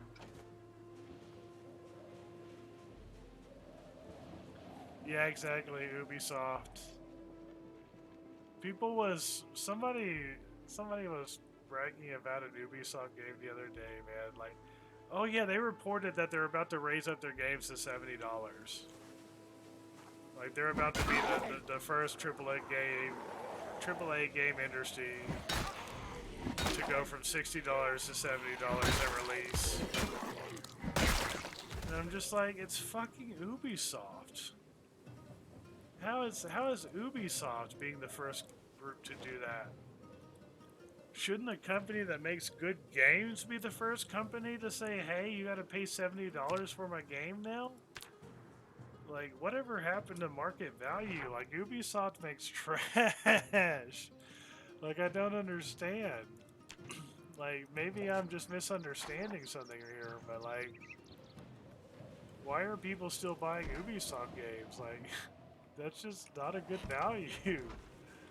That's just not a good value. Like, I'm not even trying to be mean here. I'm just trying to speak objectively. Wow, that door's probably toast. I don't think I can save that door.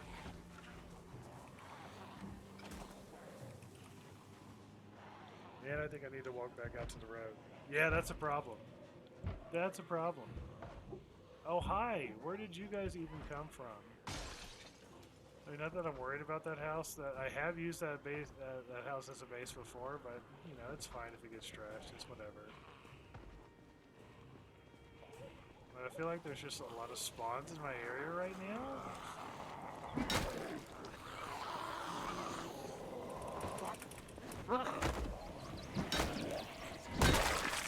Oh, hi! Hi! Hello! We have zombies. What's up, champs? Hi! Hello!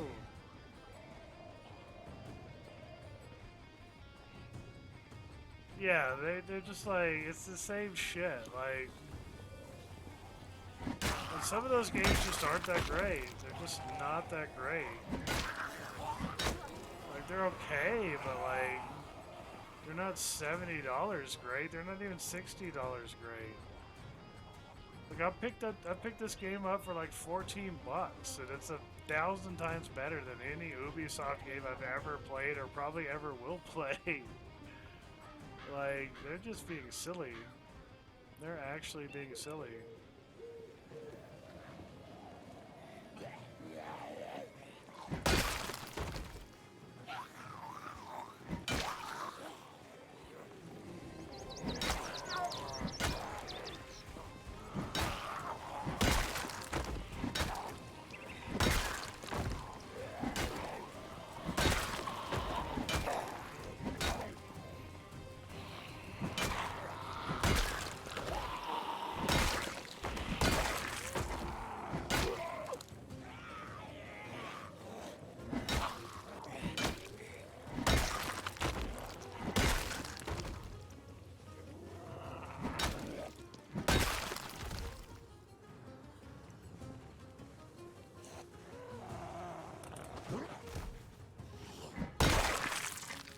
Well.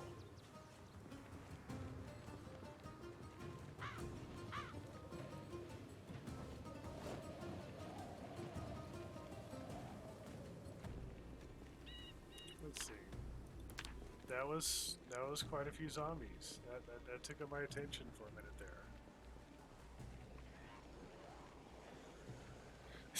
there. Retro Boulevard vote. Seriously though. Seriously though, that's not even hate, that's just facts. Like, I don't understand how a company like that is being like, yeah, we're gonna start charging 10 bucks more for our games now. That's straight up delusional.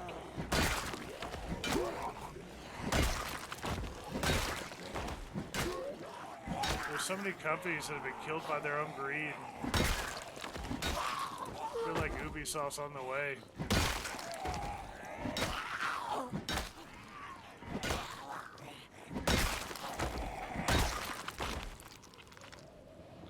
Like, deliver good games and then talk about jacking up the price of games. Like, that's... I feel like that should just be really simple. Seriously. Seriously. Like, my girlfriend was into Assassin's Creed for a while, and I kept having to find her patches and stuff so she could complete quests and, like, just even get through those games, man. I was like, dude, these games are not good.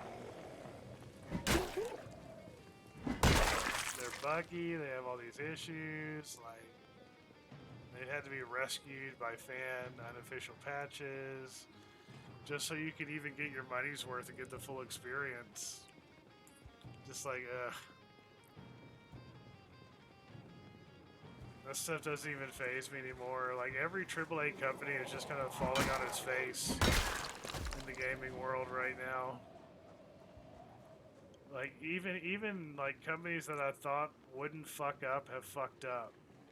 Like CD Projekt, that's a company I thought would never fuck up. Like, this company right here is making Witcher games. Like, they know what they're doing. They know how to make a good game. And I've heard people saying reports and stuff, oh, CD Projekt does a lot of crunch time. That's really going to bite them in the ass one day. And I didn't even believe that. I was like, nah, CD Projekt, they're a AAA company. They know what they're doing. They're going to deliver on what they say they're going to deliver. And then Cyberpunk has been one of the biggest embarrassments ever in the gaming world. Like, wow, the CD Projekt can fuck up. This industry isn't safe.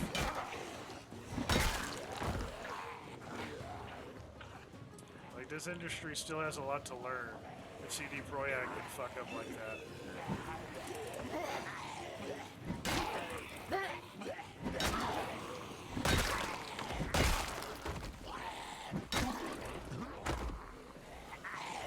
So many zombies, Jesus.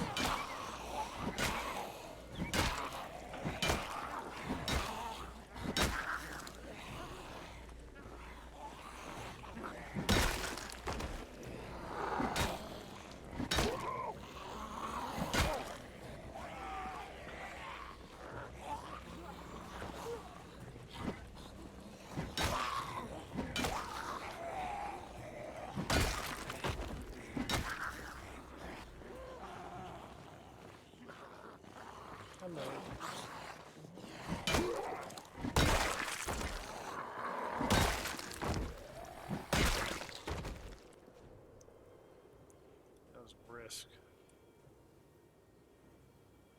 Yeah, you even got through your bulletproof vest, my man. Feels bad. Yo, let me catch up real quick. Sorry, I was killing zombies.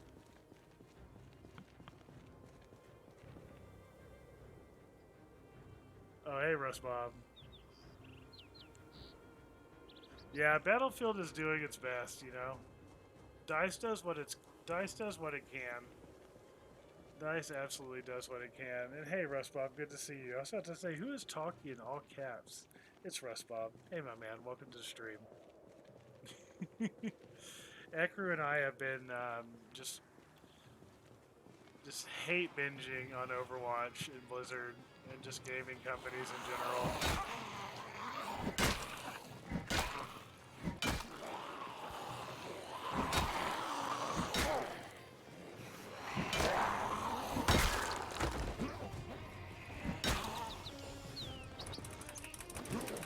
No, no, no. You're not biting me. No.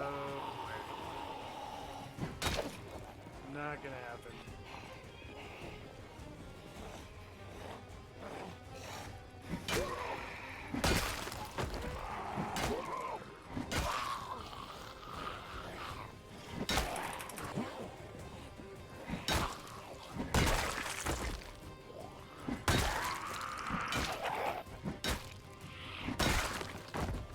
Woof. We got zombies, man.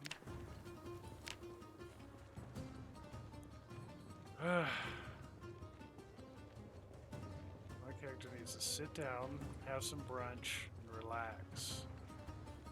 That's what needs to happen very soon.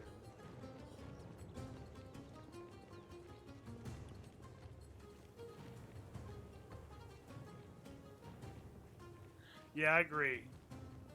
Hello Games is a great example of how a company can redeem itself after completely shitting the bed.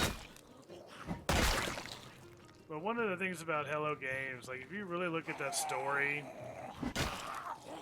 like, it's kind of sad. It's actually kind of a sad story. The reason why I can forgive Hello Games is because the guy at the front was not a greedy motherfucker. Like, I forget his name, but, like, he's, like, one of the nicest people.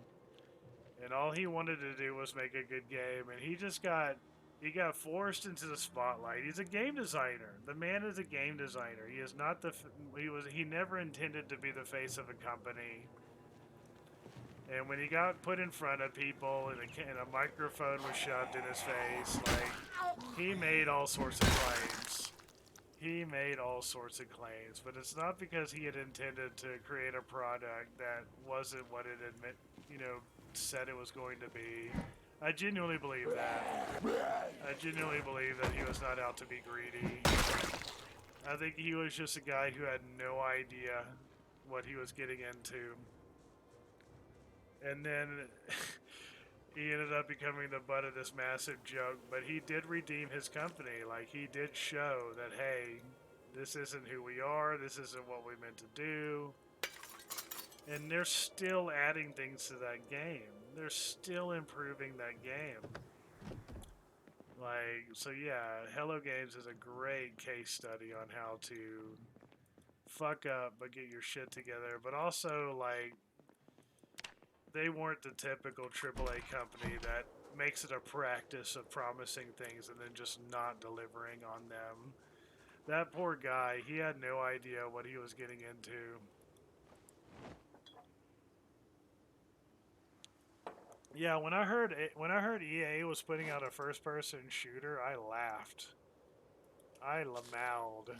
I legit lamowed. That was funny. I was like, wow, this game's not going to last. Like, EA doesn't know how to manage a service like this. They just don't. Like, they think that they can do a game as service model and they'll rake in all this money and it'll just be easy peasy lemon squeezy. And that's not what EA was known for. That's not how EA builds a brand. EA is one of the saddest companies of all because Electronic Arts used to be the game company. They used to be the innovator. They used to be the cinematographer. They were the people who blended cinema and game. Like, they were so good for taking things to a new level. Like, there are just so many absolutely fantastic classic EA games that are just absolutely amazing. And then they decided that it was only worth it to make FIFA. It was only worth it to make, like, the same brand kind of games. And that's not something that the original people did. Like, the original people who made the company, Electronic Arts, were game designers, and they wanted to build a company so that they could build games. Money was great, but it was a means to an end. But over time, the board and the people in charge of EA changed. Now you have people on the board of executives for Electronic Arts who have never even played a video game, who don't even know a thing about what game design looks like, what it's like to be a player. They don't understand any of those things. You've got people coming in who were like from like the Sara Lee Corporation, the Nike Corporation. Like, these are people who were at big corporations, but they weren't necessarily at big gaming corporations. But for some reason, these people were allowed in to these corporate structures. And their priorities are arranged very differently than the game designers who came before them and the players who still buy their games. Exactly. Like, that's what happened. Like, you've got people who don't know shit about games trying to make games, and the decisions they make usually aren't good. Like, for them, the priority is just really clear. Like Ekru said, meet your quotas, meet deadlines. Like, get the game out when you say you're going to get the game out. Even if that shit's not done, just get it out. Like, that's how it goes. Like, for them, that's the reality. And then they're surprised when the game sucks and they get review bombed and their stocks tank. Like, they're so surprised when that happens. I mean, not anymore. Like, they've gotten pretty wise to that shit now. But, like, yeah, like, that's just not what you do. But that's why EA and Blizzard. I mean, I do say you should be wise to it, but EA and Blizzard, other companies who have witnessed it are wise to it, but EA Blizzard is not. EA Blizzard is just not going to be able to help but fuck up because of the people who are in charge. It's not even about toxic people at this point. I mean, obviously, you don't want toxic people running your company and exploiting workers. That's a bad idea for business. And stockholders need to be more vocal about that sort of thing. But yeah, like, you need people who actually understand what it's like to play a game and what it's like to make a game, be involved with their production. And Blizzard EA is going to just continue to lose its way until that happens. It's a shame, but it is what it is. Like I was saying earlier, like the gaming industry is still so young compared to other industries. Yeah, Rockstar's fucking up. Rockstar fucked up in the way that every other company has fucked up. They focused way too much on their online. way too much on their online.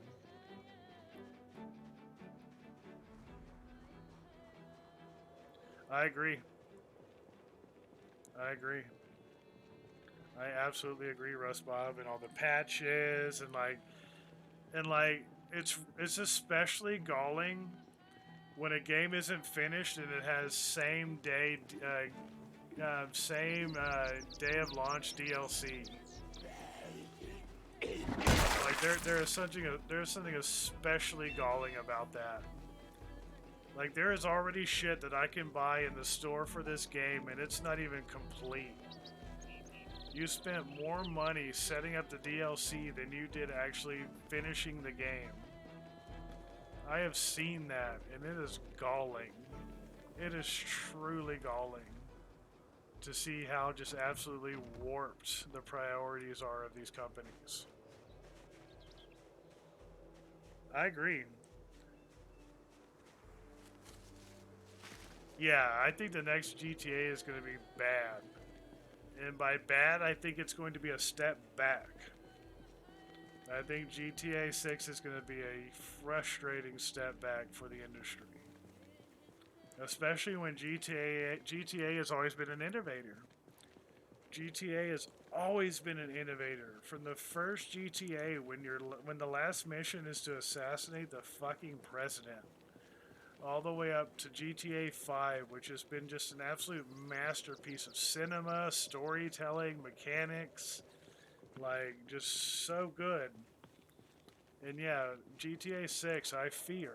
I would love to be wrong, and I'm okay with being wrong about naysaying shit like this, but yeah, I don't think I am.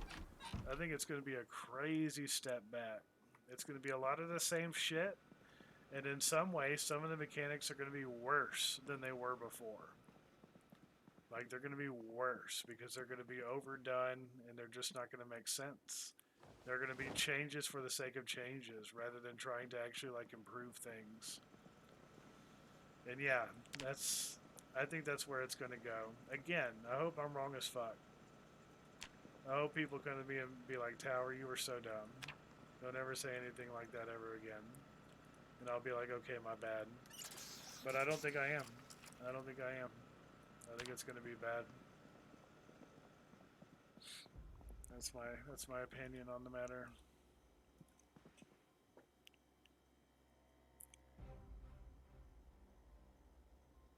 Yeah, I think that's bullshit too. I also think that's bullshit. I remember when expansions first came out.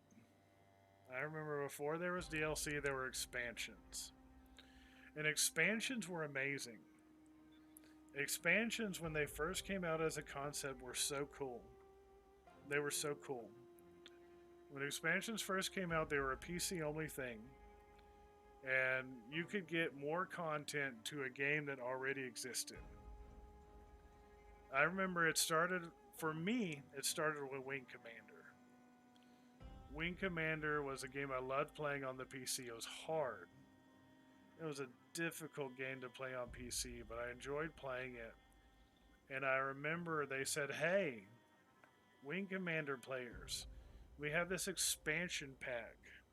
You know that whole game you enjoyed playing? We have even more content, and it's less space on your computer than a whole game.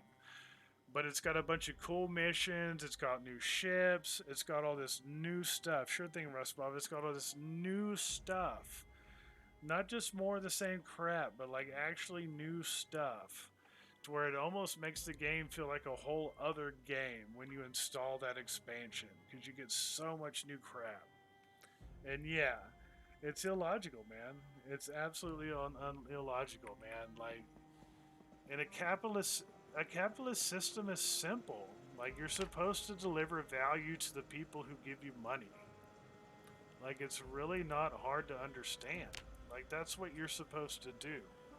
You're supposed to generate value. Like, the way companies generate revenue now is by providing value. There are so many companies out there now that it's not enough to be a company that provides a service. You have to provide value. banks understood this really early on. There's so many banks out there. They're all backed by the federal government. The only way that we can compete with other banks is to provide services that other banks don't provide. And that's why banks actually have become kind of decent because they've had to compete with each other on providing value to people who put money in their banks. But gaming industries take their customers for granted. They're not providing value the way they used to. They're just like, hey, it's a bunch of 12-year-olds who don't know what the fuck they're doing. Let's just throw a game at them and they'll buy it. We'll market it. We'll create hype. We'll use social media influencers. And yeah, it's a hollow industry right now as a result. It's unfortunate. But I do have hope. If I didn't have hope, I wouldn't be sitting here playing Project Zomboid. For sure. Project Zomboid is one of those things that gives me hope. Indie developers give me hope. But it's also a cautionary tale. Because there's so many AAA companies now in the gaming industry that used to be good companies. They used to provide value. They used to take things to the next level. So I feel like it's going to just be a cycle of good game companies becoming bad game companies, and just again and again and again. I think every good gaming company is going to fall from grace at some point. It does create a quality product, but it also leads to monopolies, and that's why a lot of good companies end up dying out because they just get bought out. BioWare, I think, is the best example. BioWare was an amazing game company that created so much value for the people who bought their games, and they provided a lot of value to their shareholders. They provided a ton of value to their shareholders. And that's why EA couldn't help but buy them out. That's why EA just absolutely could not help but buy them out. And they've done nothing but falter as a company ever since. Like, BioWare was no longer able to bring the value that it brought before after it got caught up in EA's priorities and ways of doing things. And, you know, you would think that a company like EA would buy BioWare and just leave it alone. Like, hey, you know, the whole reason we bought you is because you're valuable doing what you're doing. But companies like that cannot help but meddle when they buy a company like that. They absolutely cannot help themselves. Yeah, it is unfortunate. It is unfortunate. Again, I do have hope for the future. I 100% have hope for the future. But yeah, in terms of the gaming industry, things are crazy right now. It's the Wild West. And in the Wild West, anything goes. But it won't be that way forever. The industry will mature over time.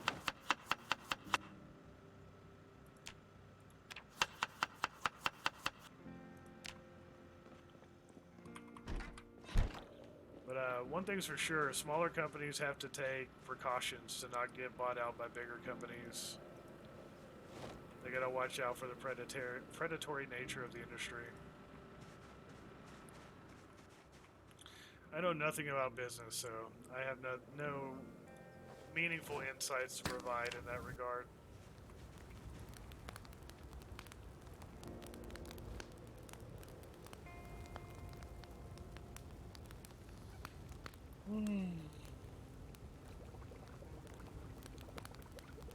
I like to think that industries will eventually start to desize a bit. I'm running out of good games to play. Yeah, I feel that. I do feel that.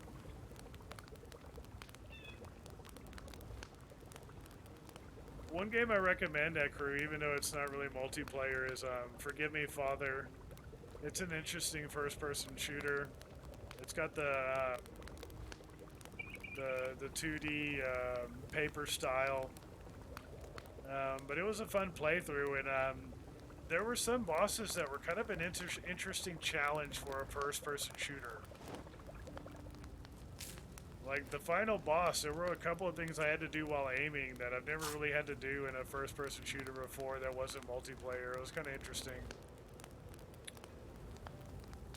So yeah, there are some good non-multiplayer FPS games out there we're trying as well that you might want to consider. I know you like to play against other people, but there are some single-player FPS games out there that are pretty badass and they're fun to watch. So it's whatever.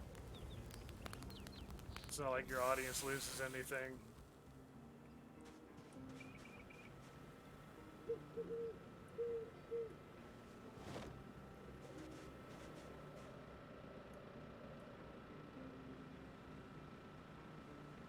Yeah, absolutely, man.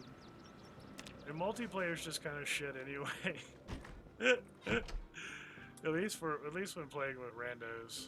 Playing with friends is cool.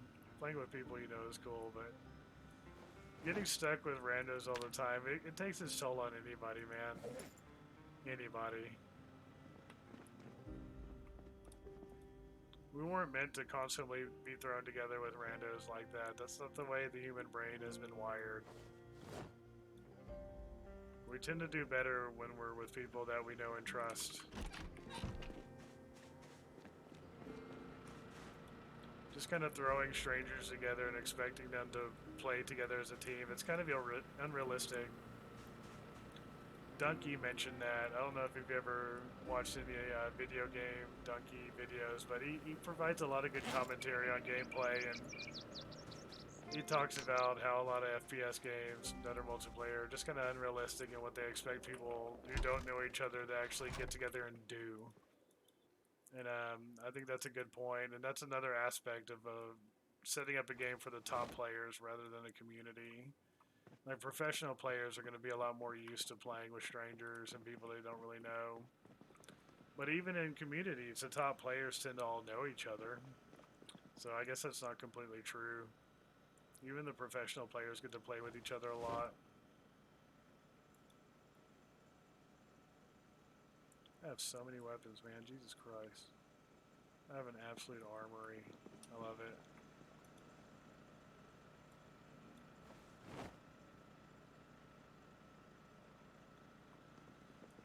Yeah, and there's a multiplayer looter game, Scavengers, I think it's called. Have you ever played Scavengers?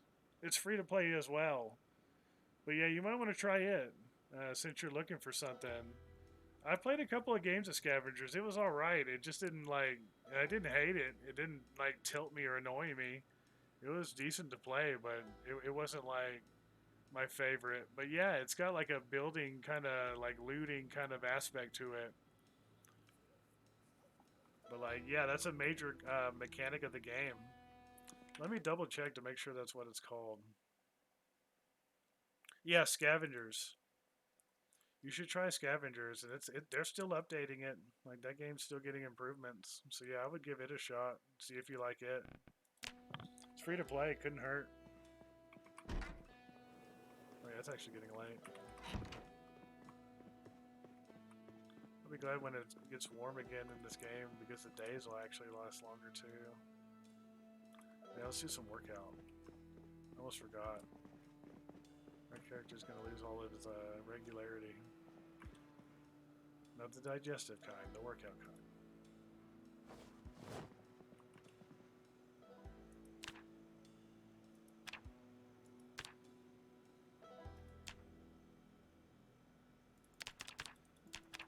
Alright, we gotta get our fitness to 6. That needs to happen. While my character works out, I will be right back, guys. Need to grab something from the fridge.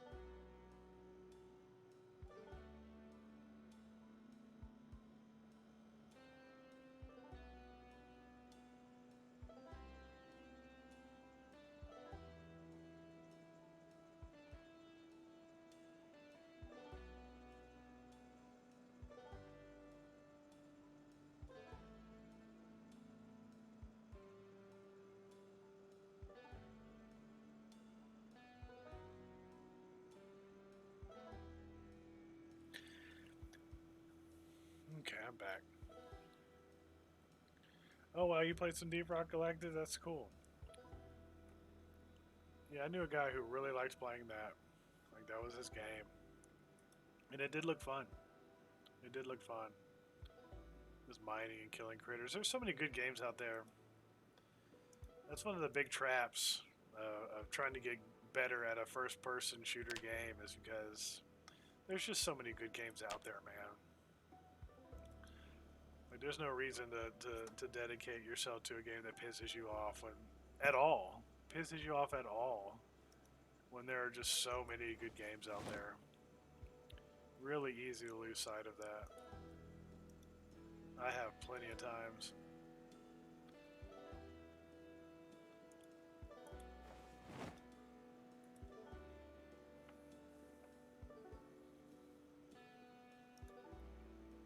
And games are like good jobs.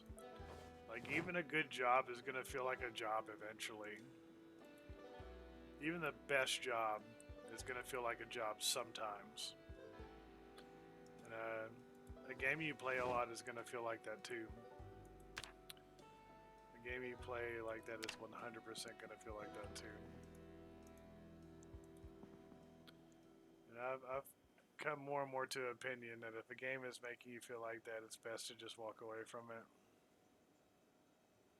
Absolutely. Like, a game should be fun, it should be entertaining. If it is irritating you, it should be irritating in that special way to where, like, you know you're getting better. And, like, you want to get better. Like, you're getting your ass kicked, but it's an instructional kind of ass kicking. You're not dealing with trolls, you're not dealing with people who don't care if they win or lose. You know, none of that stuff. Like, as long as you're dealing with, like, the good aspects of being challenged by a game, yeah, that's fun. But also, and there's a certain chill vibe to that. There's a vibe to, you know, even if you're dying, even if, like, crazy stuff is happening in the game, if you still feel like you're learning, you're still progressing, it's cool. The thing about Overwatch is that most of the time I don't even feel like I can get better at the game because I don't really understand how to. There are some people who are good at making themselves better at FPS games, but I'm not good at that. I'm good at making myself better in games like these, but not really FPS. So when I play FPS, I usually just play for fun, for grins. Like, when I try to climb or, like, do better, I usually just wind up tilted. Like, there are a lot of people who play those games who feed on that stuff, who just wait for people to get mad like that and then just pounce on it like a bunch of jackals. Like a bunch of fucking jackals, man. And I can't say I've been any different. Especially in a game where I'm like, I know I'm going to lose. So I might as well just see what silly stuff people are going to say while we're playing. But if that's where you're at, then, like, the game isn't really functioning as a first-person shooter. like CS:GO, man. Like, that game is just a clean shooter. CS:GO is such a clean shooter, man. Like, it's been the same thing for so long. But every now and again, I'll go and I'll play a match in CS:GO. I even tried a couple of competitive matches, and I actually did surprisingly well. Considering that I'm just not that great at those games. But, you know, like, at least you know what you're getting when you go into a game like that. And people tend to semi-try. Because it's so easy to die anyway. It's so completely easy to die in those games. So people tend to at least give it a little bit of effort. And people at least tend to take competitive pretty seriously in CS:GO. Anytime I've ever played a competitive CS:GO match, people have played seriously. Nobody ever threw. Like, people talk shit. Like, of course people talk shit. But, like, they did try to coordinate and, like, make shit happen. There's just something about Overwatch where, like, most people just do not take it seriously.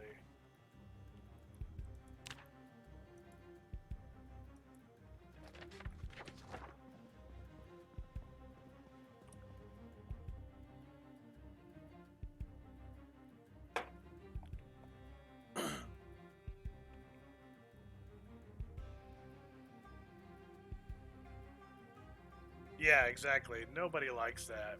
That's not why people play games, to get hard stuck. And then be told that it is 100% their fault.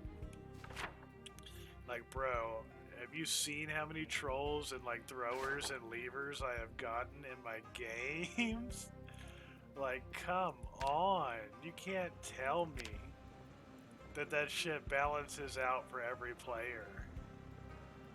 And like, there were so many times where I felt like I was on a roll, like I was kicking ass, and then I would get a troll. I would get a lever, and then I would just go in, and then I would go into like this free fall of loss. Just this absolute free fall of loss. Like, and I've never experienced that in any other game. Only Overwatch. Only Overwatch does you that dirty. Honestly. Oh my god. Wow, we have ourselves a proper snowstorm. Need to check the generator. I'm paranoid about the generator because I don't want it to burn my house down. Now we're good. We're good for another day. Probably several days, but I'm just way too paranoid to allow for that. So yeah, clearly winter is not over. As Respop said, in all caps, it is here to stay.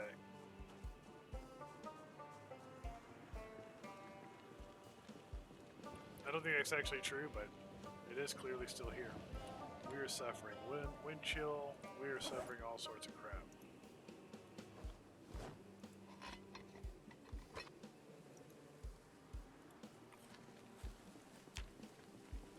Eating canned bologna straight out the can? You bet we do. Where's my freaking weight at? Okay, I'm gaining weight. Hell yeah. Good. This character is always becoming too skinny. This game punishes you if you get too skinny, and it punishes you if you get too fat. It is just not a wholesome game in that respect.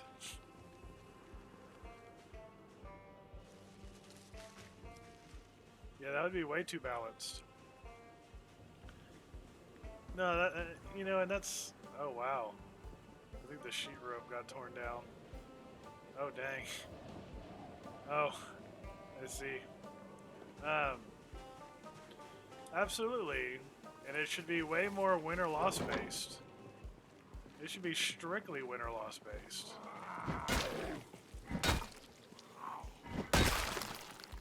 But no, Overwatch loved to have its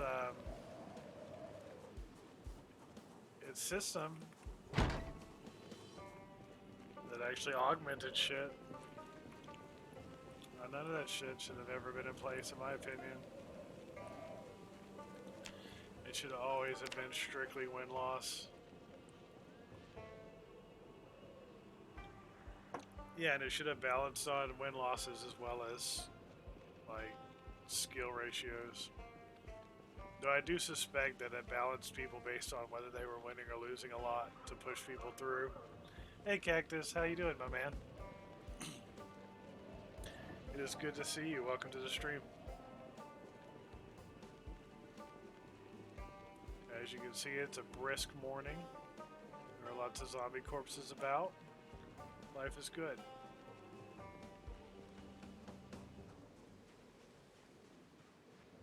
Oh yeah, I want to hotwire that car.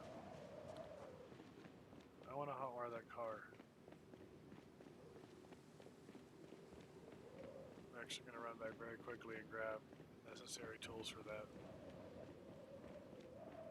I guess we should craft another sheet rope real quick though.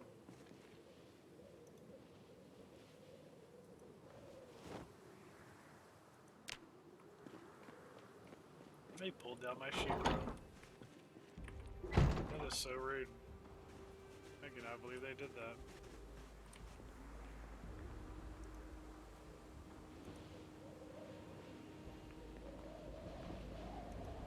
Oh, right. No hammer. Duh. Gonna need hammer and nails for that tower. I'm glad to hear it, Cactus. I'm glad you're doing good.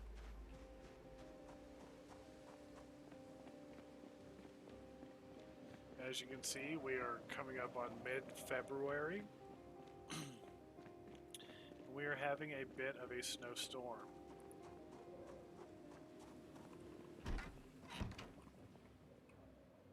A bit of the old snowstorm.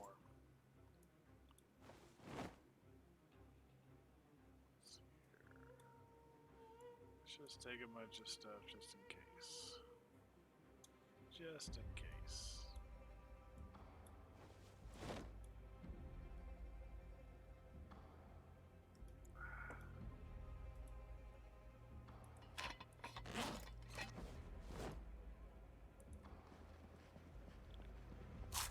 Oh, dude, we have a base here, Cactus. We have a base. This is a true HQ. Let me give you a quick tour. You saw the first floor. This is the second floor. These are plumbed to sinks on the first floor that produce clean water, by the way. This is my bedroom with my wood-burning stove that produces heat and can be cooked with and produces light. Here's my plumbed sink on the second floor that I can drink from. I now have plumbing in this room as well, and I grow crops in this room from time to time. And this is my bathroom on the second floor that also has a plumbed sink and a plumbed shower and bath. Bruh. This is a Gucci base.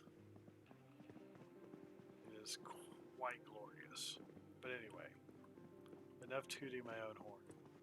Had to show off my base though. This base is... Thank you, sir. Thank you. Put a lot of work into it. It was scary getting on the second floor. No, third floor, I mean. To build barrels to plumb the sinks there. But yeah, my character's got running water on both floors while the water's been shut down for months. Granted, it's tied to rain collectors, but man, that's pretty fat. That's pretty fat. It'll start raining a bunch once the weather warms up.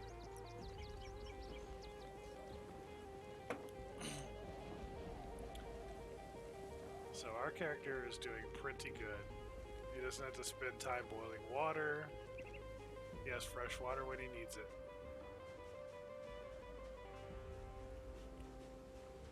Did I grab nails?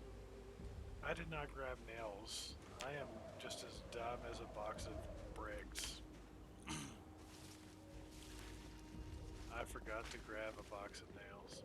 I meant to grab... I thought I was going to grab the nails in the tools chest, but then I was like, I'll grab a box of nails out of the container. I did not do that. The power tends to shut off like 2 weeks after the first day. But it could be later. There's kind of a window for when the power shuts off and a window for when the water shuts off. During this run, the water shut off really early. The water shut off kind of early. The power stayed on for a bit, but the water did not. So I was kind of concerned about that pretty early on. Here we go, box of nails. Cool beans.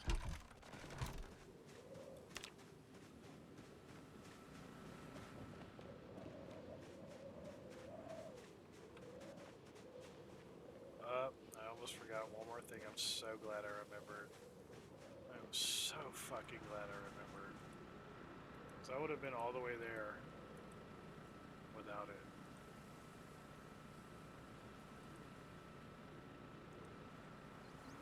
These are almost empty. We're gonna have to get more gas soon.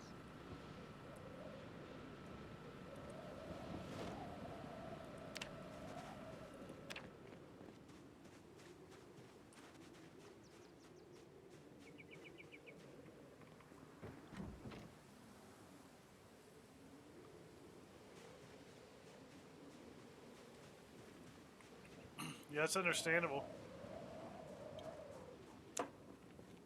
It takes more than just a generator, though. Don't forget that. You need the generator and the manual on how to use the generator. You can have 100 generators and you won't be able to use any of them if you don't have the manual.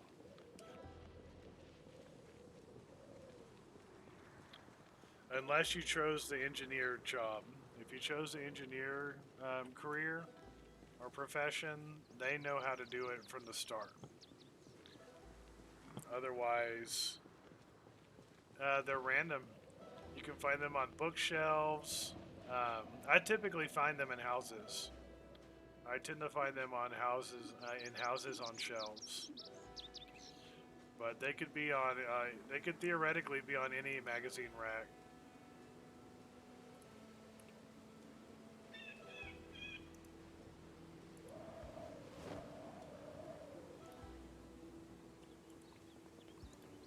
It's so weird that it's not letting me do it. I've got the sheet rope. Is that not enough sheet rope?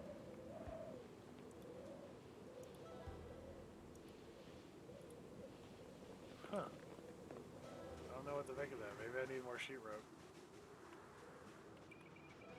Maybe that is insufficient. But I would like to put my sheet rope back.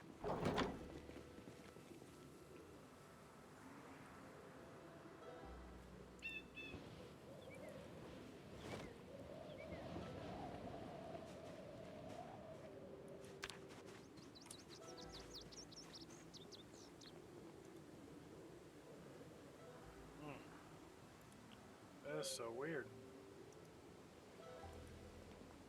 Usually you can just put a sheet rope up. It just takes nails. Maybe I need to maybe I need to unpack the nails.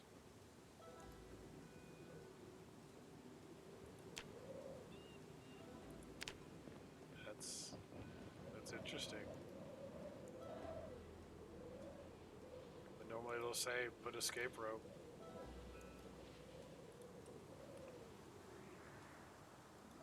I've got all that in place. Huh. That's weird. I do not know what to do about that.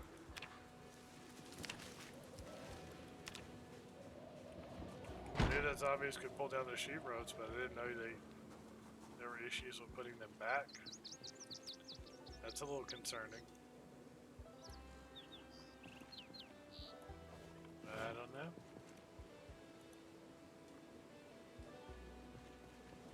I'm not going to spend the whole day worrying about that. I'm going to go get this van.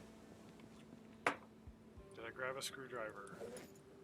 Oh, thank God I grabbed the screwdriver. Okay. I was going to say, if I have to run back again, I'm going to cry. There we go. Thank you, Otto. I appreciate that contribution. Yeah. Schools or bookstores are also a good place. I've never found one in a bookstore, but I bet the chances are good. Every time I've ever found a generator manual, it's been in the house on a bookshelf. But it's RNG. It's RNG, so you basically have to keep looking for one until you find one.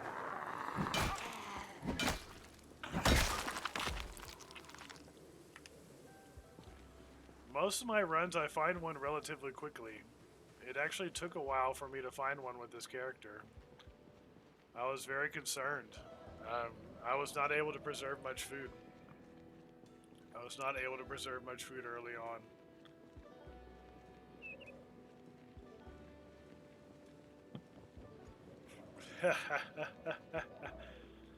Now, I've heard the Rosewood Library is really good, or the Rosewood School, I mean. I heard the Rosewood School is extremely good for finding skill books. I look forward to going there one day. I will eventually visit Rosewood with this character. After March Ridge. I'll do March Ridge and then I'll do Rosewood. For sure, that is the plan. And welcome everybody who's here. Thank you for being here.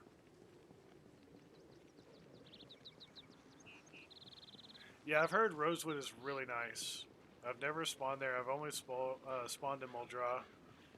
But from what I understand, Rosewood is a really great town. It's a great town to have a base and a great town to explore because the zombie count is pretty low compared to other places. It's good to know. Yeah, let's go this way. Yeah, I'm really excited to explore March Ridge. I'm pretty excited to see what it's like because I know nothing about it. I've deliberately avoided videos on it and stuff. Hey! Thank you so much for the follow, Green FFS. Hello, welcome to the channel. How are you doing today? What's going on? We are here just chatting, vibing, and playing some Zomboid.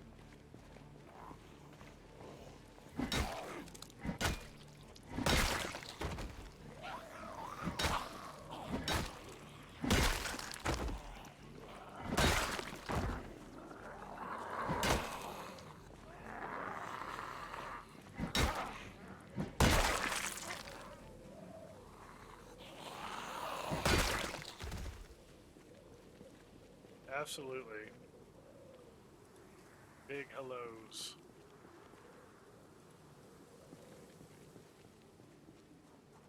Big corpses, apparently.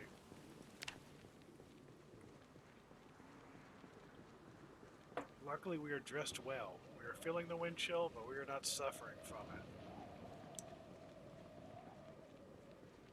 I'm doing okay. It's a good day. It was a good day IRL, and it's been a good stream so far. Can't complain.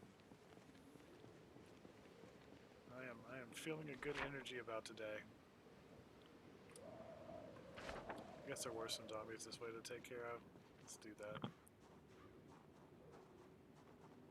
that. Do you enjoy Project Zomboid? Do you play Project Zomboid? Just curious. I know some people like to play, some people just like to watch the streams. All good. Just curious about where you are with all of that.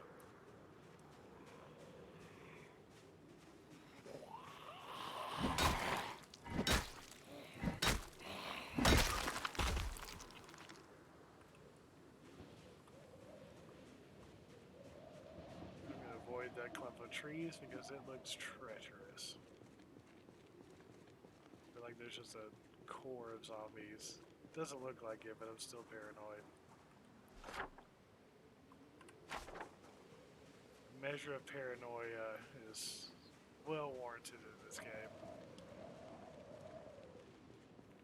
Oh, hi, zombie.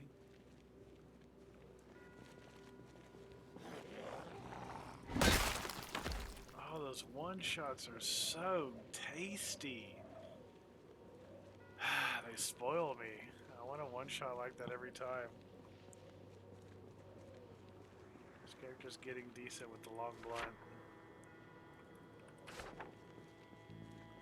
Which is how it should be.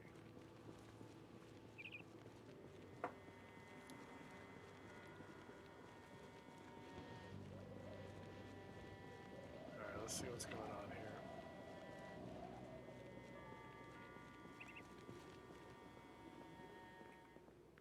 I think we're good.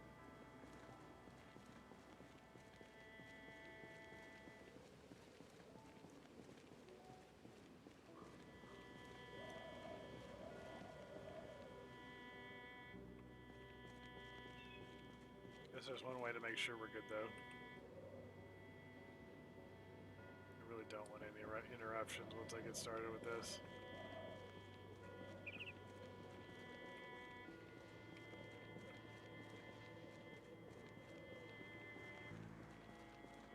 I think we're good. I'm glad to hear that, Cactus. It helps to have a buddy. It really helps to have a buddy. Making callouts in this game is really nice. Being able to say, hey, you have a zombie behind you is really nice in this game. It's really nice.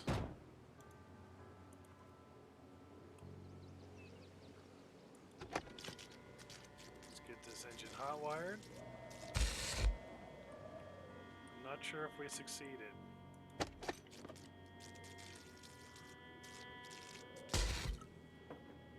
My electronics is still not that good.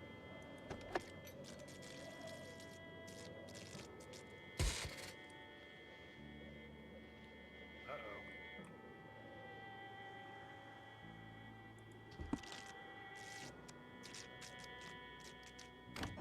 There we go. I'm just not any good at electronics, clearly. I have saved Rustbob's butt 3 times now. Don't tell them I said that, though. Well, he's lurking the stream, so he probably heard it. So, it's too late. I read it, so now he knows. Lol. It's all good, though. Having a buddy to save your butt is nice. My girlfriend has saved me repeatedly. Yeah!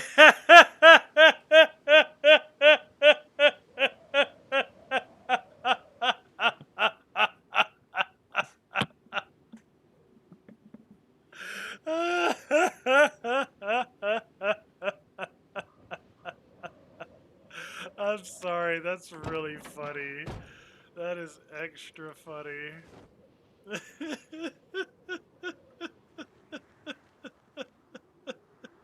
I love you both. Y'all are the best.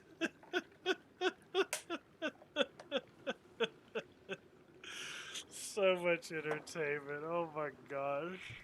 That's just the best. I'm so tickled.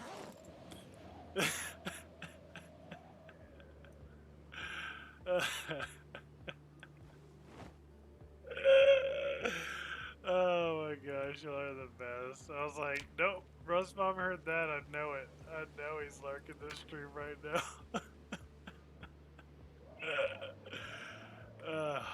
Anyway. I need to focus so I don't get killed by zombies. I really don't know how to drive in this game still. Otto is so much better at this than me.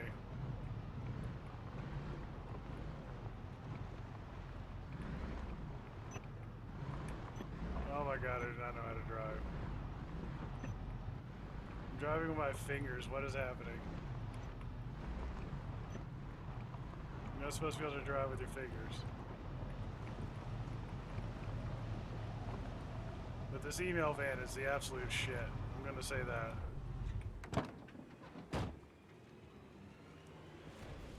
We will fight to protect it.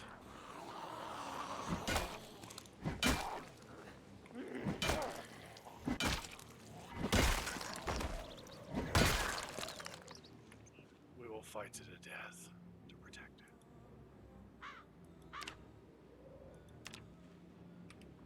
Anyway, how the heck do I even get home? Everything looks white right now. I'm a Texan. I don't know how to do snow. This is bad. I'm a Texan. I've seen snow like 3 times. I'm not even joking. The last time I saw snow, I thought I was gonna die. I'm also not joking.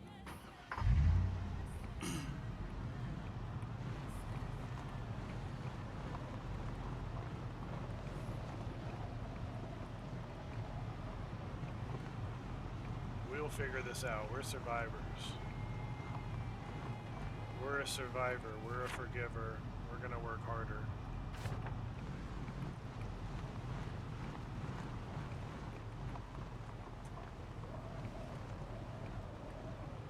It is going to be great, and I am working on that. I'm sorry, my weekend got completely swallowed by a conference I had to attend.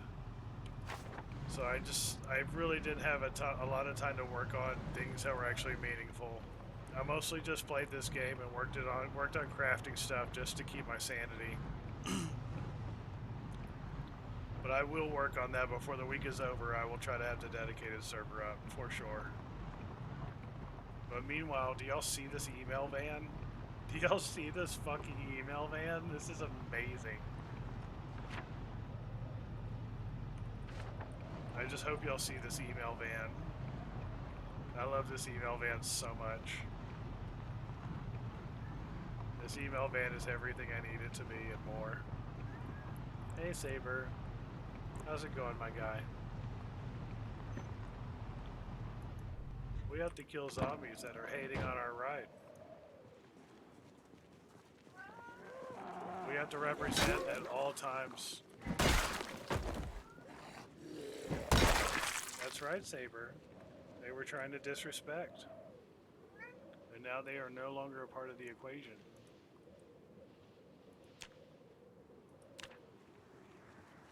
That is correct. That is correct.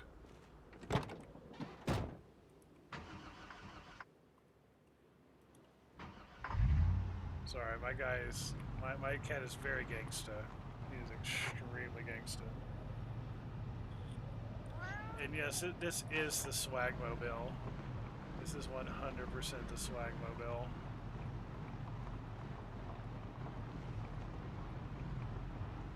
I think this is what we will take to March Ridge. I'm thinking this is what we will take to March Ridge.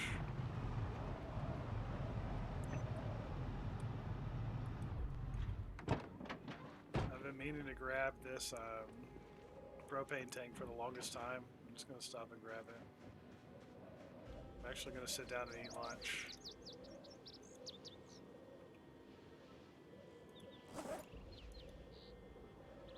Canned corn sounds good.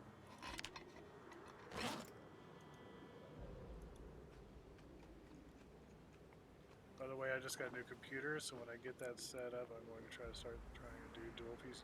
Nice, dude. Very, and they are a denominator. That's so true. Very nice. I am hearing good reports from everybody, and that's fantastic. Give me this fucking propane tank, man.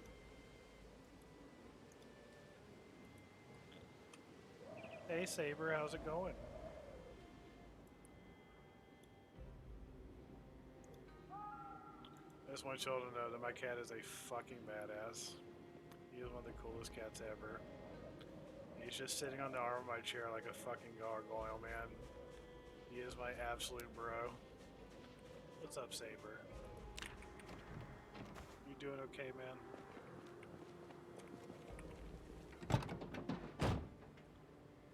Imagine sitting in chairs. Couldn't be Russ Farkas Cube. Nope.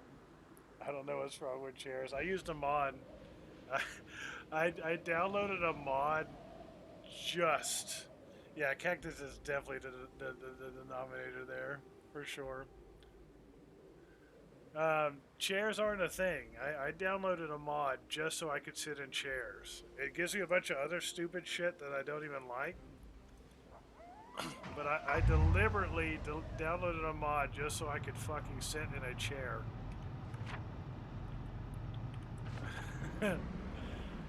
So that's the only reason my character is able to do so. I was like, I need to be able to sit in a chair on stream.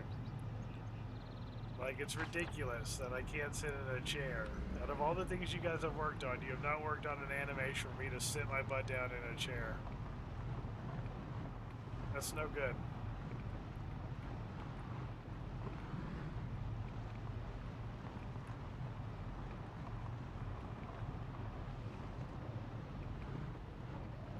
This is amazing, man. I can't believe I'm driving this freaking van. Hot wiring's pretty good.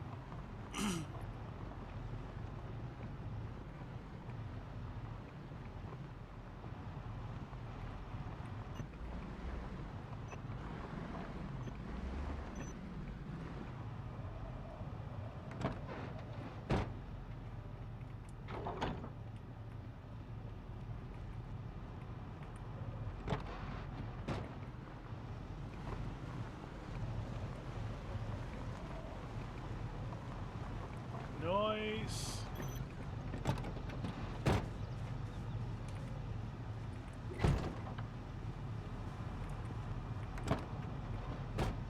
Oh.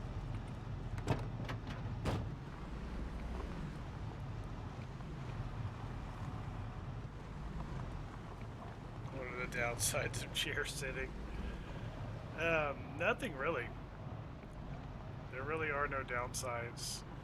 You can sit by a chair, you can rest by a chair, and it's the same deal with the mod. You can sit in a chair, you can rest in a chair. You can't do it facing a certain direction, though. Strangely enough.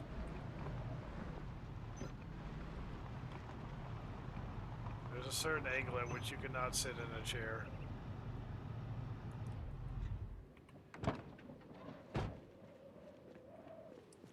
So we have our two vehicles. This one still needs a new window. I have not forgotten about that.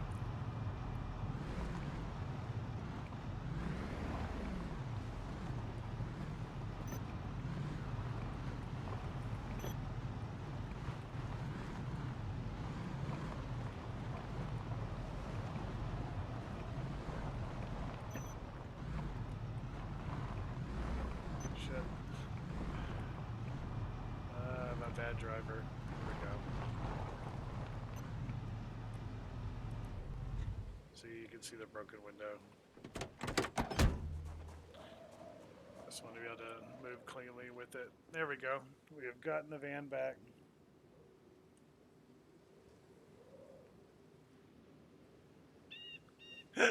Ekru is not pleased with that. Hey, this game's still in early development. This game's still in early access. Granted, it's been in early access for many years. But yeah, they're still working on adding more animations. Build 42 is supposed to add a bunch of animations. Like a fuck ton of animations, and I need to get out of the rain. And Build 42 is coming.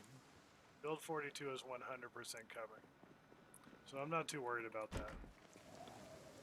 They added a lot of polish to the game with Build 41, and they're about to add even more polish with Build 42. They've got a solid build plan for everything. And it is raining, guys. We need to take advantage of the fact that it is raining. That is 100% something we need to do.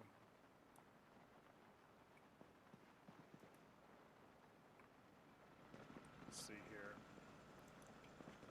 The backpack can bleed bloody, that's fine.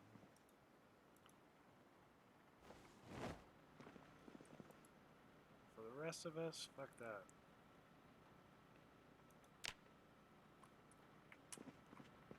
Let's see here. Some of this stuff's clean, some of it's not. I put away the good shit.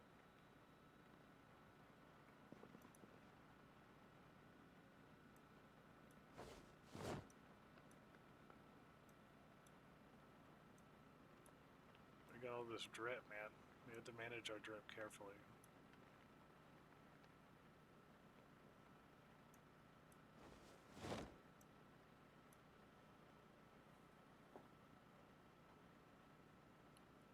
Perfect quality car just sitting in a driveway. We haven't found the keys yet, though.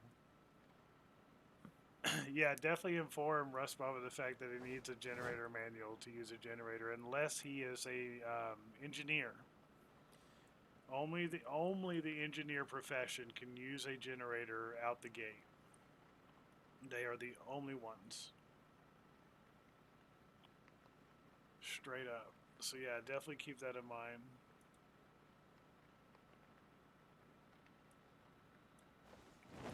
Because if you get a generator all the way back to your place and expect to be able to use it, you're going to be so disappointed. You're going to be big disappointed. That is not the way it works, my dudes.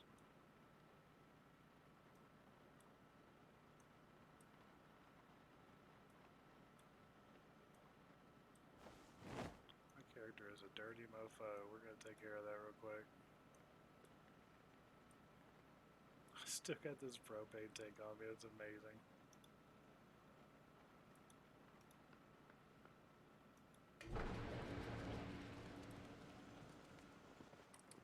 We will put... Ooh, that's an instant 3. An instant 3. My goodness. The character does not like the weather out here. Let's get the heck inside. He does not appreciate that at all. Sorry about that, my dude.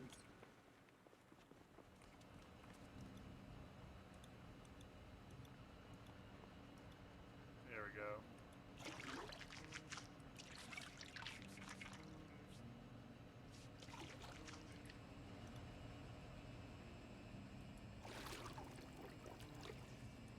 I even still wearing to wash? I was to say, it says all clothing, there's nothing to wash. There we go. We are clean boys.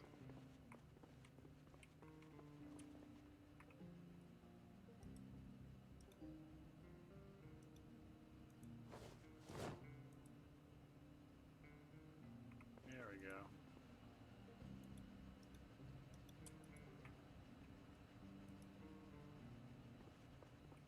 Where's my beanie, man? Could have sworn I had a beanie. Need our flip-flops. There we go. That's better. That bucket hat'll do. Perfect. Now we're ready to lounge around the house like absolute lords.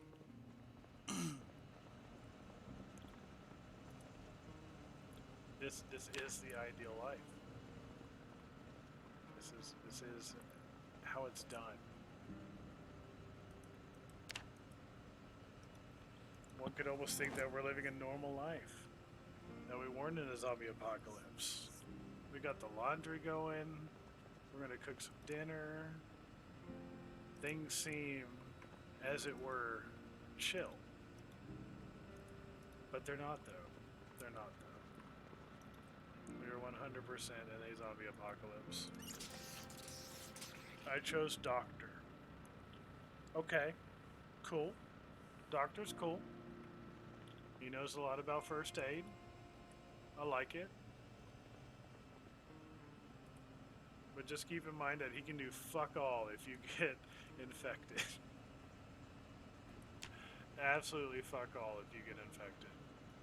I feel like the Doctor should be the one character who can do anything at all if your character gets infected. But yeah, he can't do shit.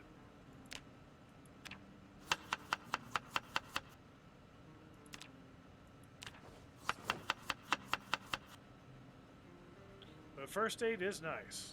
First aid is nice. Oh, I don't like that sound. That sound's making me scared. What's happening? What's going on with the generator? It's at 81%. That's not bad. Why are you making scary sounds? That was concerning. I don't know what was going on there. Anyway, where were we?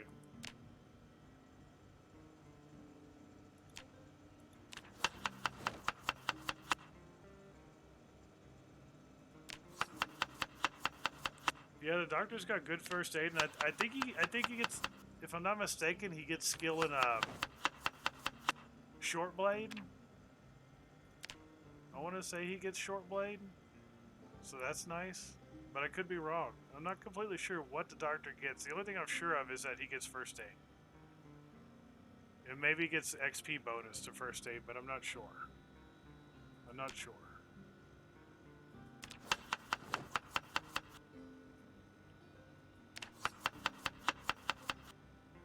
Yeah, that's definitely where that came from. And that is a perk to being a Doctor. So you might as well go the short blade route. You might as well compile as many knives and stuff like that as possible and work on the skill. Just try to build that, try to build that skill as high as possible. The cool thing about short blades is that they're fast, and as you get better, as your skill improves, you get a bigger and bigger animation to do an insta kill with the blade. So there are some benefits there. But yeah, the Doctor is... he's limited in that. If you become a zombie, you become a zombie. Nobody can stop that from happening. You know what? We're going to eat this one upstairs. Since we're in our hangout clothes anyway. Do I not have a lighter up here? Surely I do. I do.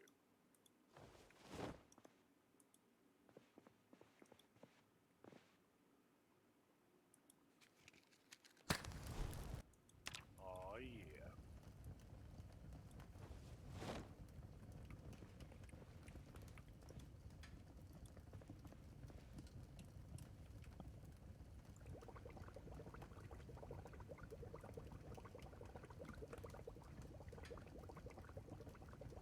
I train good. My sprint leveling up really fast. Nice. Very nice. Yeah, Otto's completely right. If you get a skill with the character, you typically get an XP bonus with that skill. Otto's 100% right. Thank you for mentioning that, Otto.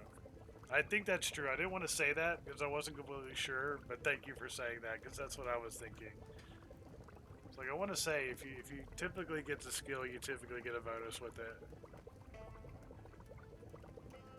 That's cool. Domestic duties are important. But yeah, y'all should definitely.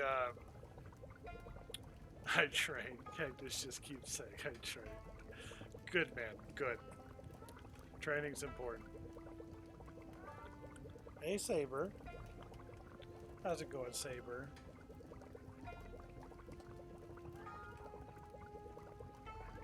Yeah, it's true. Absolutely. It is kind of spurious on its details. That's why the Nurse videos are so nice. That's why I was a big fan of Nurse for a long time.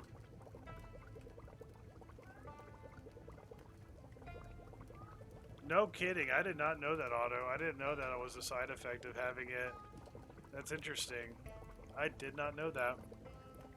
Huh.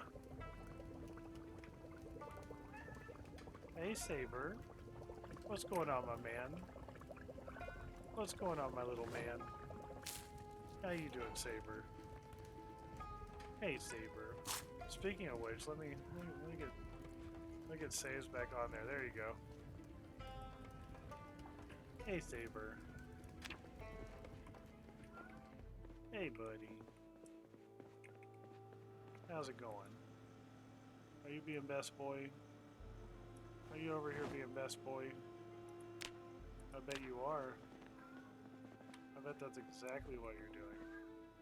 I bet you're over there being best boy.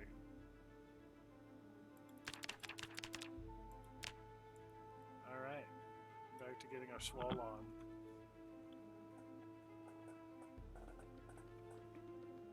200%! Wow!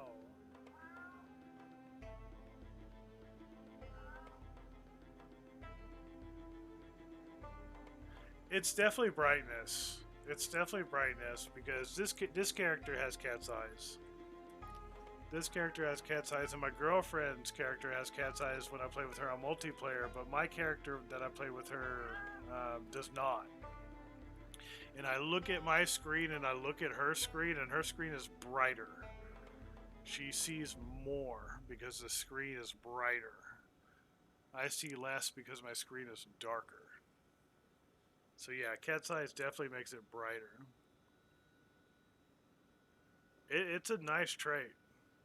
Cat's eyes is a really nice trait for its cost. 100%. Excuse me, Saber. I'll be right back, guys.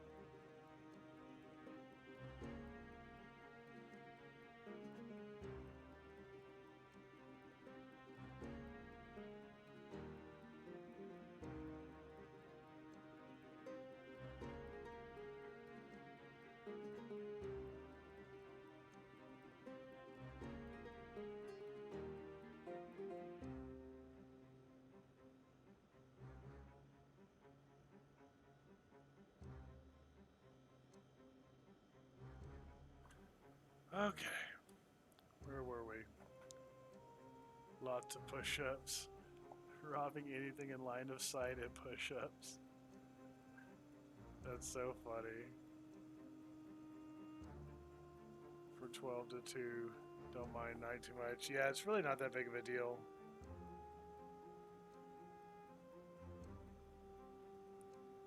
the end of the day, it's really not that big of a deal.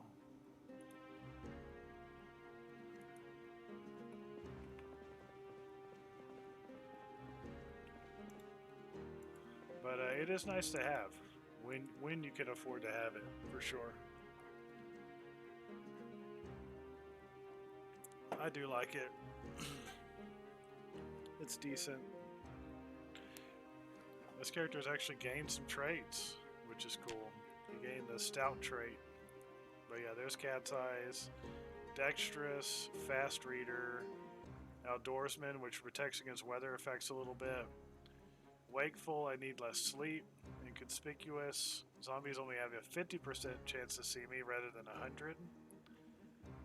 I'm lucky, eagle-eyed, fast learner, keen hearing, low thirst, organized, and then this one I gained from getting a 6 strength. Pretty sweet.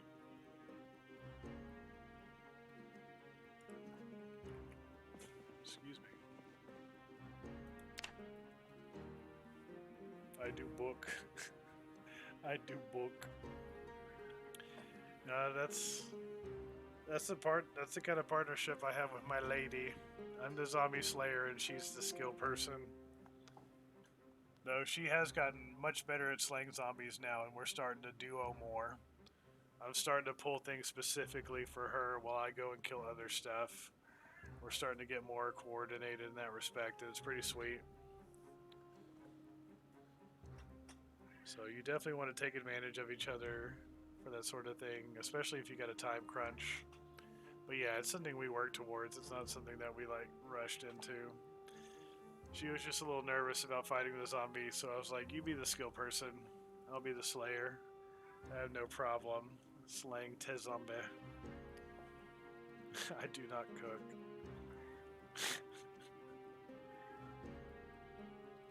Fair enough. Fair enough. Ooh, we're big tired now.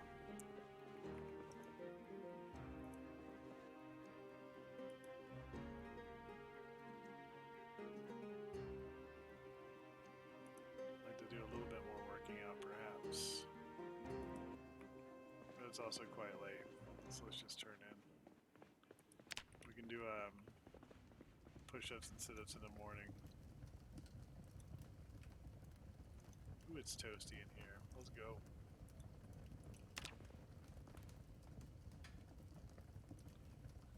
I have a cat on my foot. How did I wind up with a cat on my foot?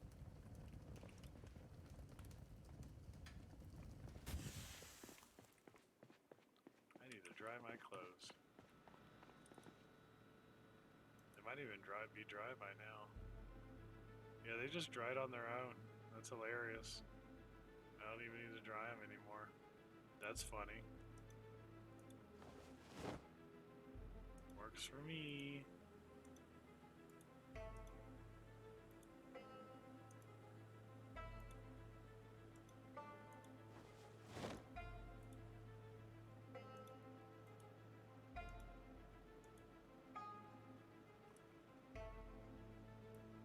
Do I have on socks?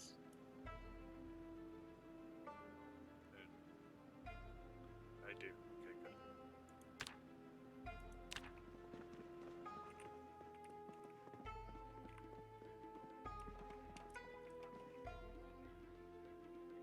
That worked out really well. Didn't even have to dry them. That saves on electricity.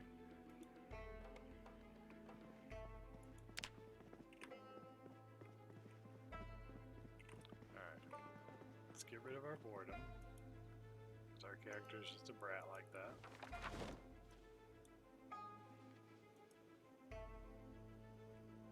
There we go. And let's work out.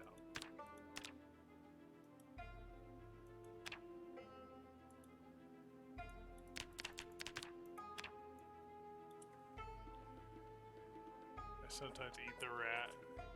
Became a bit of a meme. If I'll have a bottle of wine, I might pair it with rat. Nice. That's a good pairing, honestly.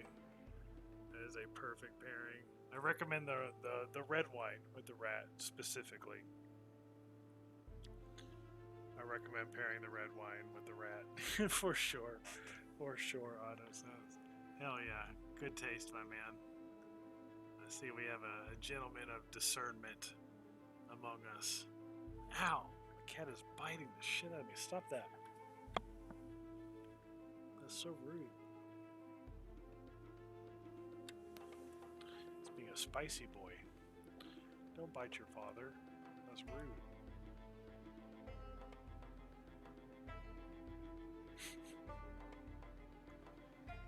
His nub is waggling menacingly. That lets me know that he intends violence.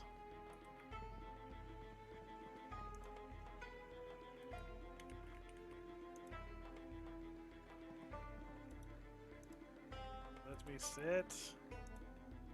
Let me rest. Play.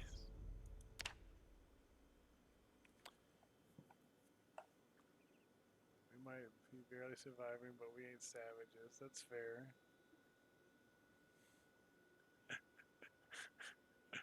Keep the white after a successful fishing trip. Well played. This man knows how to eat.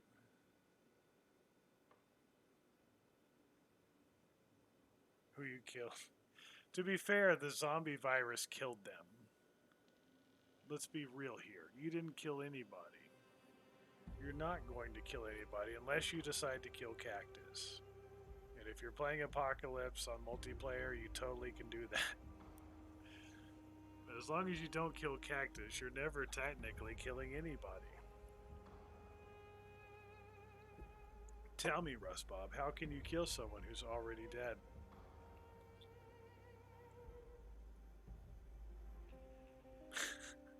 Cactus didn't kill them either. That's what I'm saying, though. Nobody killed anybody, unless a zombie killed you. Then a zombie killed somebody. But even then, that's not somebody killing somebody. That's a zombie killing somebody. A zombie is not somebody. And then took their microwave. Well, that's fine. And again, you can't really take something that doesn't belong to anybody. You're not stealing. You're not raiding. You're not stealing. You're not even really looting, honestly. You're scavenging. You're scavenging. And if you want to scavenge a microwave out of a home that nobody owns, there's no crime there. Even a policeman would tell you that. A crime has only been committed if someone reports a crime. No one's going to report a crime ever again. Therefore, there are no crimes. So there's no stealing, there's none of that.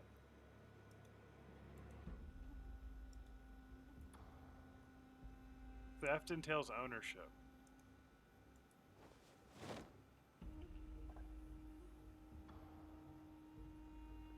Yeah, did you fillet the meat? That's really the question. We don't care if you ate a rat.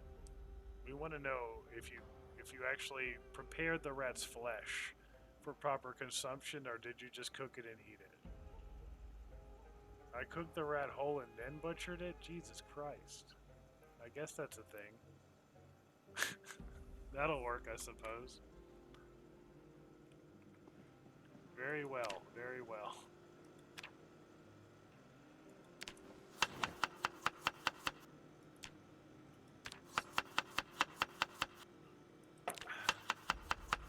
Cooked it whole and then butchered it. That's epic. Yeah, that works. That works. That gets the old job done. That definitely gets the old job done. Dude, I still had tomatoes. That's crazy. I can't believe I still had tomatoes. Freezing's really good. Freezing's really good.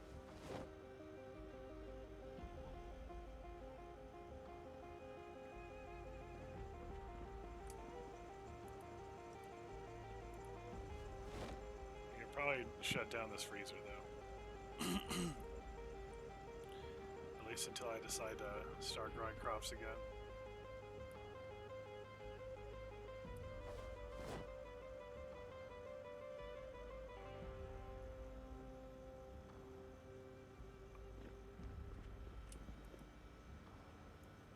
let's just do it.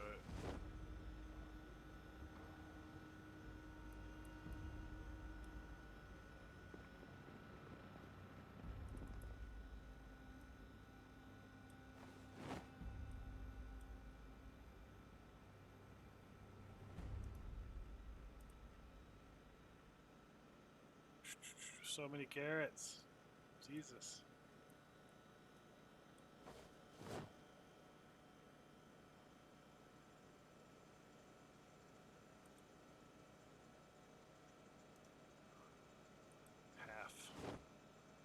Half the strawberries, please. There we go. Okay. So this sucker is empty.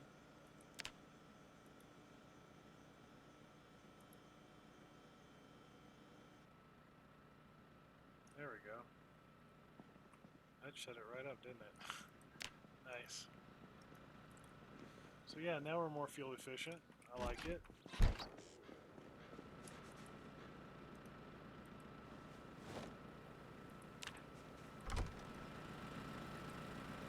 Granted, always nice to have 2 freezers. But if we don't need to use one, then we don't need to use one. So let's resupply the generator. That you need a manual to use, by the way, guys.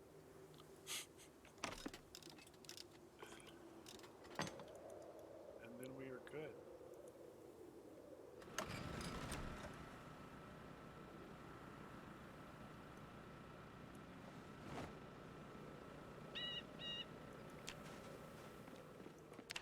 $77 kilograms and gaining weight? Not bad. Not bad. So I still need to do my push-ups. I've done everything but push-ups. As Cactus has shown, we shan't neglect that. We need to do the push-ups too. Our sit-up regularity is coming along nicely.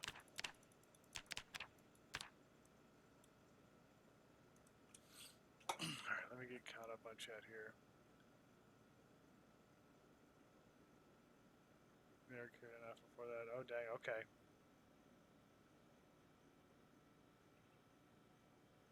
Do you need a manual for gen? Yes, yes you do. You just have to convert it to item form, Otto. Like in the case of a 2-part freezer like this, you can just move it and then put it in its item form. Now it's no longer drawing power. Can you die quietly, please? Thank you. Yeah, you can do it like this. It doesn't draw power anymore. With a fridge, just put it in a container. Just straight up put it in a container, and then it'll stop drawing power.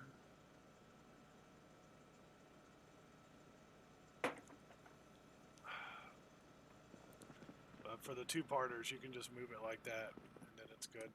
So we'll just keep it like that until we need it again. Alright, we have worked out. We've done all the working out that we should do. Alright, how much time I got left? I got about 15 minutes or so. So I can't really do anything of a serious note. But I do want to do what I can. I've already used my towels, so I just have to sit here and dry off. And I've got workout pain. Glorious. Yeah, that is easier than moving it across the street. That is 100% easier than moving it across the street, but moving it across the street gets the job done, and that's all that really matters. At the end of the day, getting the job done is all that matters. Ow! I pet you, and then the minute I rise up, my cat scratches me because he knows I'm not paying any attention. It's so mean. You're so mean. Why you hurt your father? Just a mean boy sometimes. Hey, chomping and swiping, Jesus.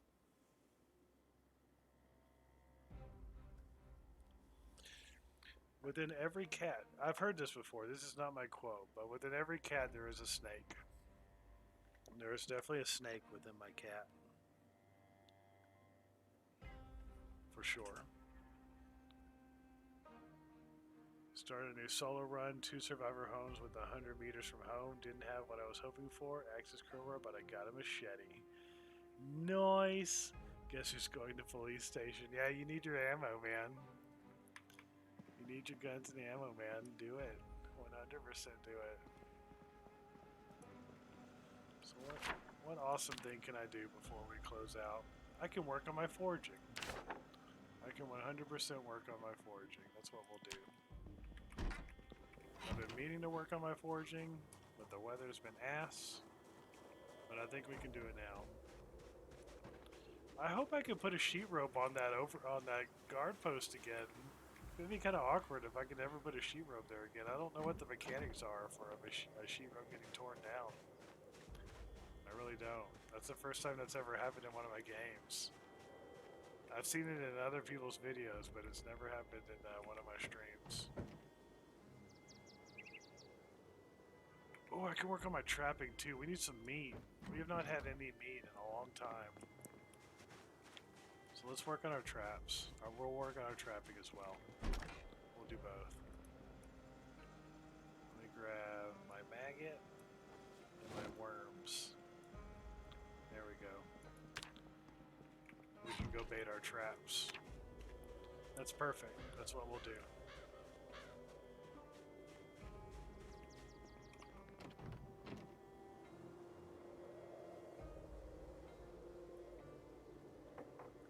I don't rely on shotguns, but I love a Sano double barrel to blow off steam. That's fair. And decided to turn off multi-hit. So far so good. There are plenty of strategies to where you can still get lots of kills without multi-hit. If you like multi-hit, I say use multi-hit. But yeah, I do think it's a more interesting challenge without it. I'm not gonna say that it's the definitive zomboid experience or whatever. I'm not gonna say anything silly like that, but it is a little bit more of a challenge with multi-hit turned off.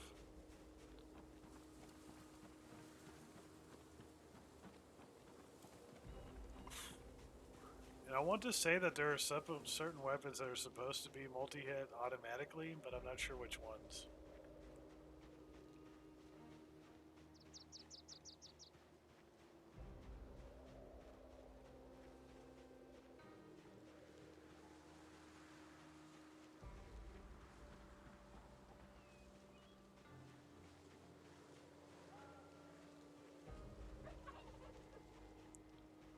Thought I had traps here. Do I not have traps here? I don't recall putting away the traps.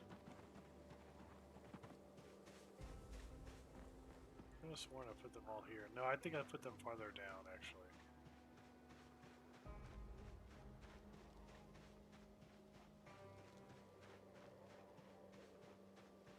Yeah, I did. I put them down here. I remember now. And they're all basically destroyed. Okay.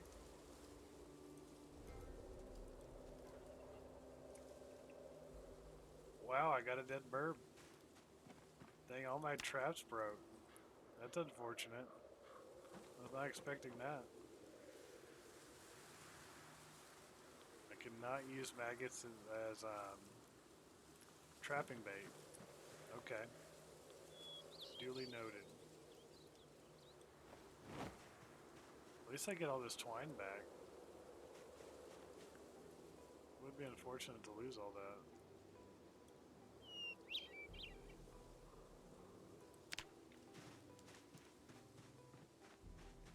Got a little bit of trapping XP though, I think. Yeah, a lot actually.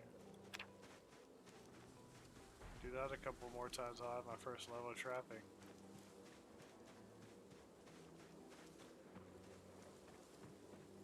I think all my traps broke down over time, that's interesting.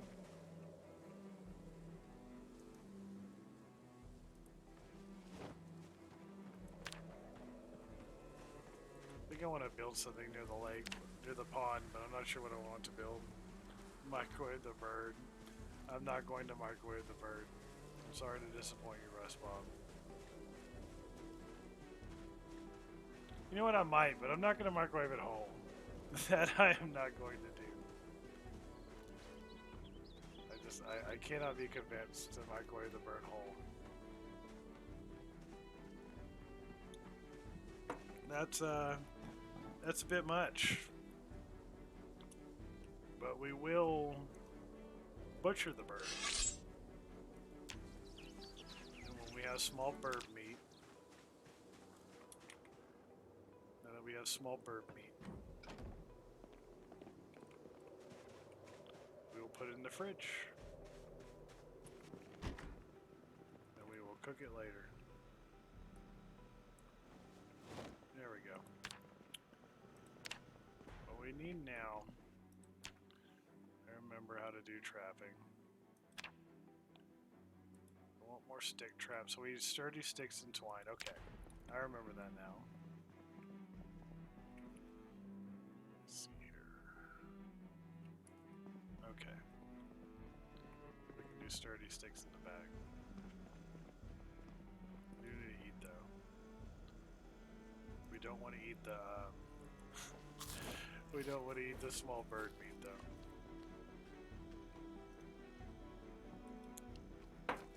We're not that hungry. This is acceptable. Thank you. This might be why Cactus told me to stop cooking things. It might be.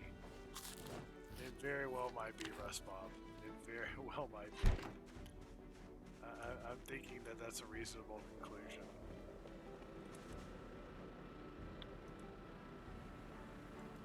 A saw.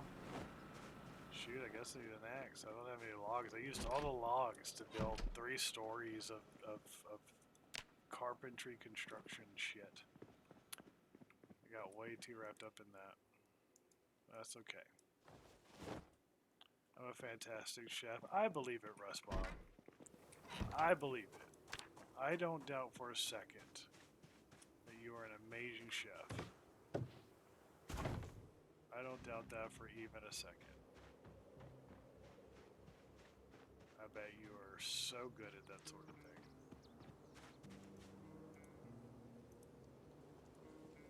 thing. With a microwave and some creativity. Dude, I have a cookbook. And no bullshit, Rust Bob, if you really are really into cooking with a microwave and think that a microwave is a serious way to cook food, there is a book out there called Microwave Cooking for One. And it's an older book. It's an older book, but it's still good. It will teach you how to cook real food with a microwave. It's called Microwave Cooking for One. I have a copy, and I bought it when I was in college and living alone. And I actually cooked some of the recipes, and they're pretty good. No cap. I don't know, I'm mainly joking. Fair enough. But I've cooked steak in the microwave. That's fair. If you were playing around, that's fine. But I do say, in all seriousness, Microwave Cooking for One was a sweet book. And you would be legit surprised what one could cook in a microwave. And over the years, I have tested the limits. Holy crap, I have tested the limits. I'm a lot better of a cook now. I can sit down and actually cook some stuff. But when I was younger, man, I wanted good food, but I didn't want to actually like work for it. So I would try to microwave as much as possible.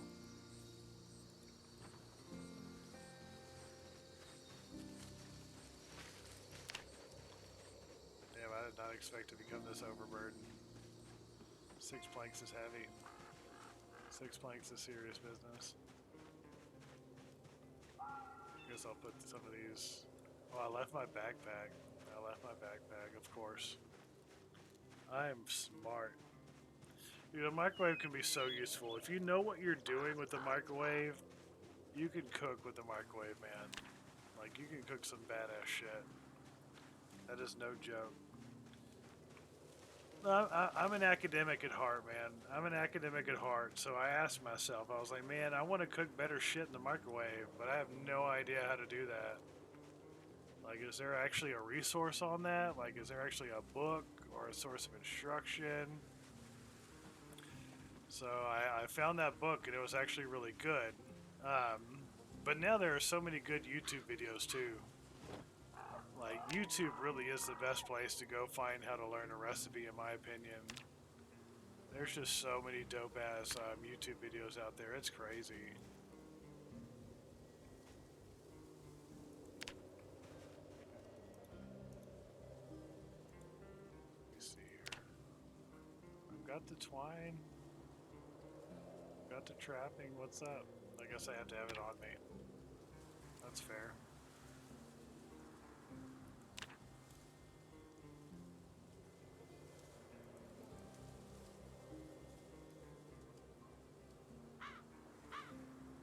Oh, no wonder.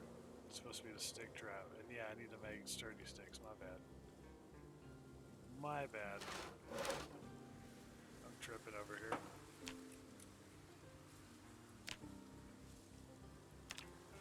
There we go.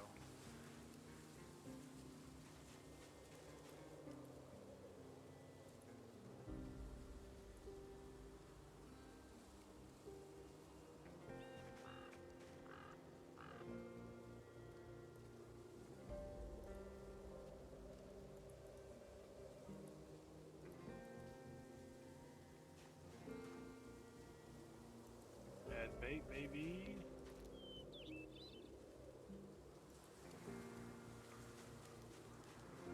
Let's see.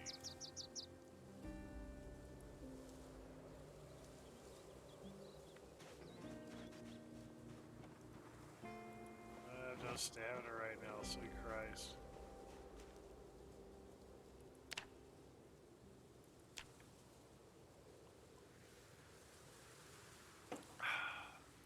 Okay, I've got 2 worms left.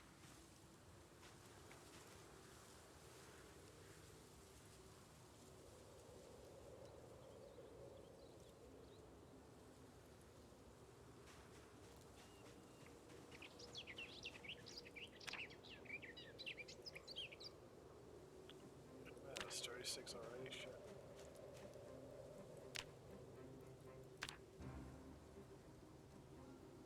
Oh wow, it won't let me do it from just a plank. So one of the things they're gonna do with Build 42 is streamline the crafting table. Because one of the few gripes I have with this game is that it does kind of the crafting table is kind of weird. Yeah, I think a big part of that is just too many iterations, too many builds.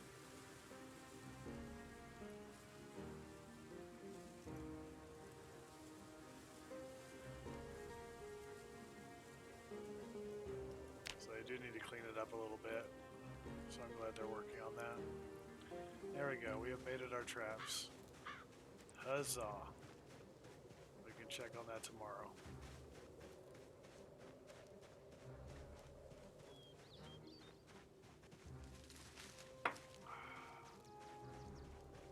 What's up, Saber?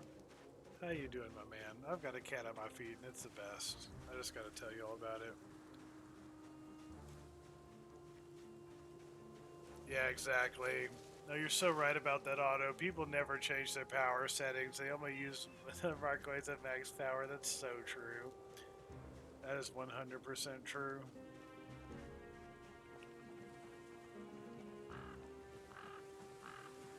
Hey, thanks for coming, Otto. I really appreciate it. Have a good night, man. Get some rest. I'm about to log out, too. Thank you for staying with us so late. You're the best, dude. Much love. I'll catch you soon.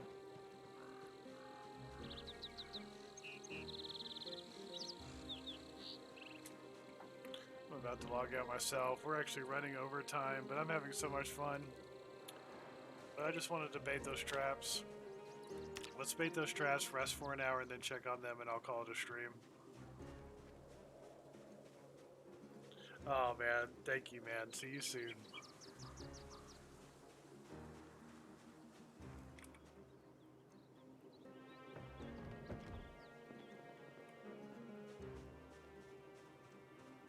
My character just wiped out. He can't even run right now. He is freaking exhausted.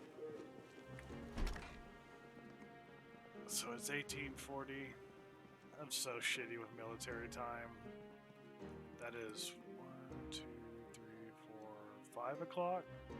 It's either 5 or 6 o'clock. I've got to get used to military time. I apologize for that. It's embarrassing that after all this I don't know military time for shit. 6, thank you, Ekru. I appreciate that. I've got to get used to that. People in the military always know.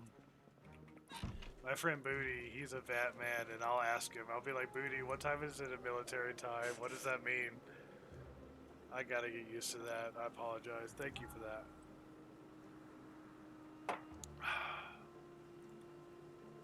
I hate it when I'm ignorant about shit, but that's just something I'm not used to.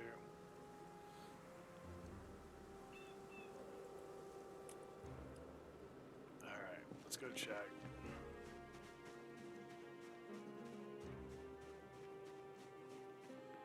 Hopefully a zombie doesn't literally bite us in the ass as we do this. I don't think so, man. It's out in the woods.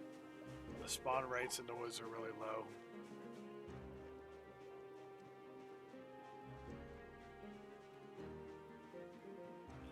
I completely forgot to forage, but I was too busy working on trapping. It's fine.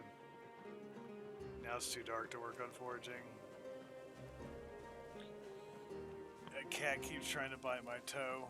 Can you stop trying to bite my toe, man? I'd appreciate that. How are you gonna be so sweet one minute and then trying to bite my toe the next? Why are cats like that? Please explain.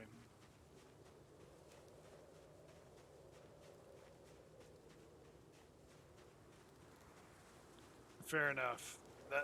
Thank you for saying that. That actually makes me feel better about that. I'm always so embarrassed when I have no idea what time it is. And the time is right there in front of my face. So I do appreciate that. Alright, hopefully we got some more birds. We're about to find out.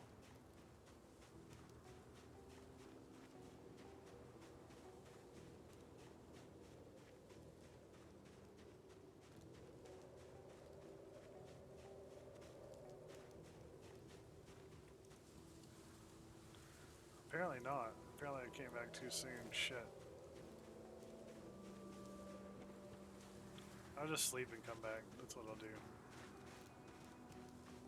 We will definitely know then.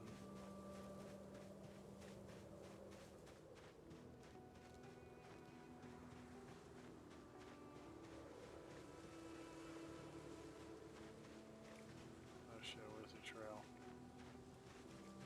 There we go.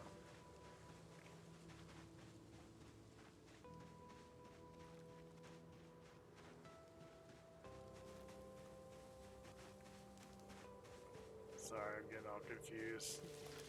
A bunch of new trees have grown and shit, so it's confusing sometimes. Here we go.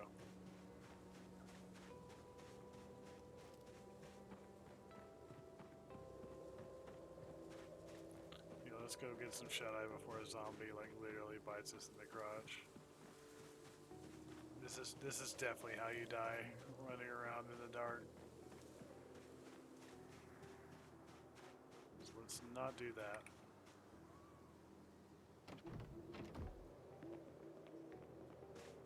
My character has cat's eyes and it's still dark as hell out here. Screw all that. We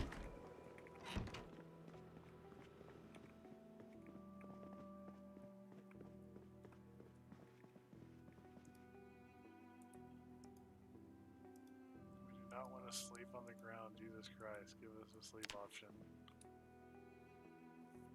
We do not want to sleep on the ground when we have a perfectly good bed. There we go. Let's check these traps real quick. Check these traps real quick, and then we're gonna make a good bird dinner in honor of Rusbon. Because apparently he is the chef supreme.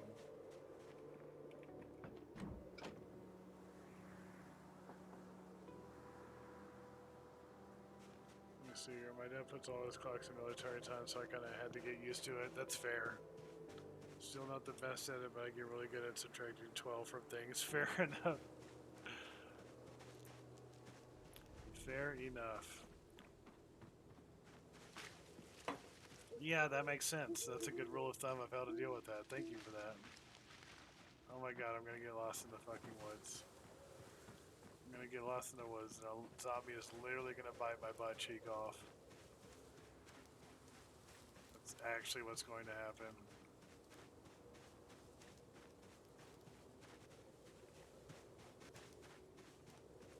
I would prefer a zombie not bite my butt cheeks off. Just a personal preference.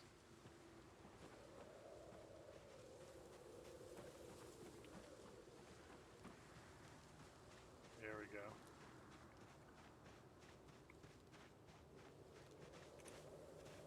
Oh, it's so dark. Jesus. There we go.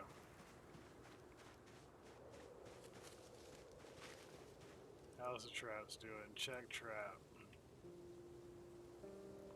We got a dead bird from that. Fresh uncooked. Fantastic. Okay, that one didn't trigger for some reason. Check trap. Another one. Check trap. 3 dead birds. Fuck yeah. And we almost got a level 2 in trapping. So close. I don't know why that one didn't trap. Why that one didn't trip. That's interesting.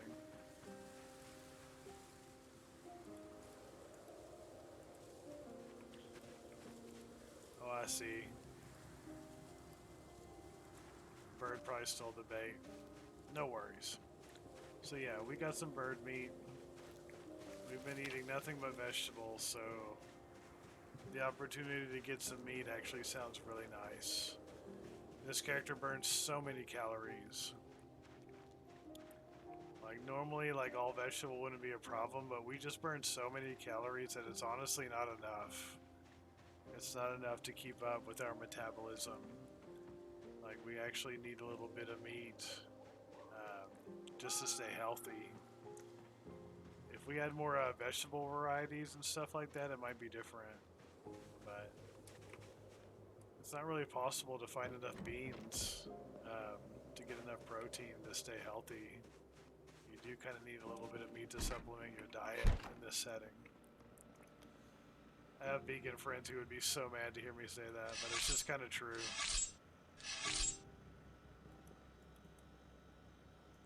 But we will be respectful. We will properly cook and eat the meat. We will not let any of it go to waste.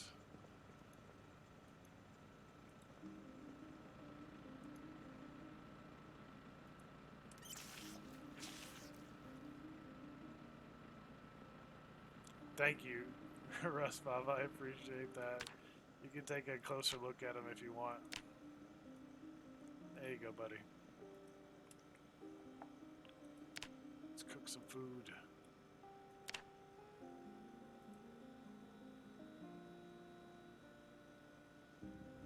See, there we go. Let's get some small bird meat in the pot. Yeah, that's how it is at Crew. That's honestly how it is. Like, I went vegan for a year and it was pretty good because I already needed to lose weight. Like, I already needed to lose weight back then. So I went vegan and yeah, I lost a ton of weight.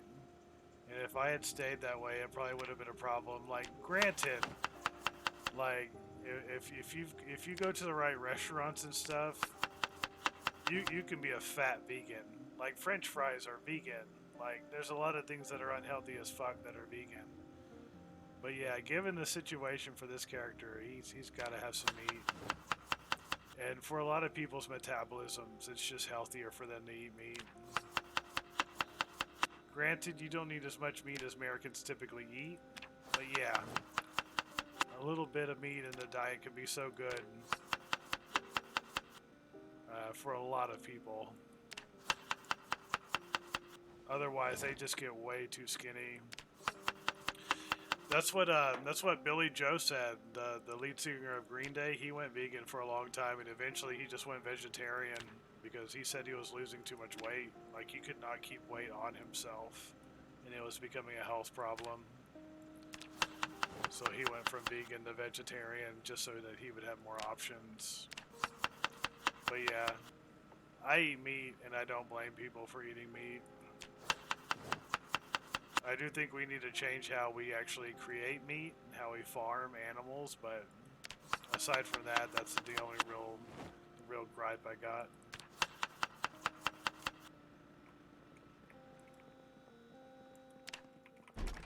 Alright, let's cook some food.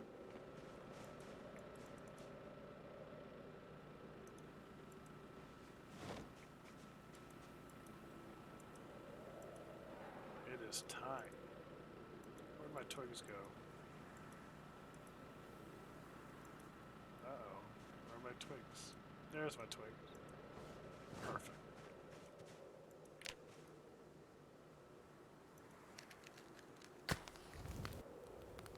How the fuck, Rustbob says.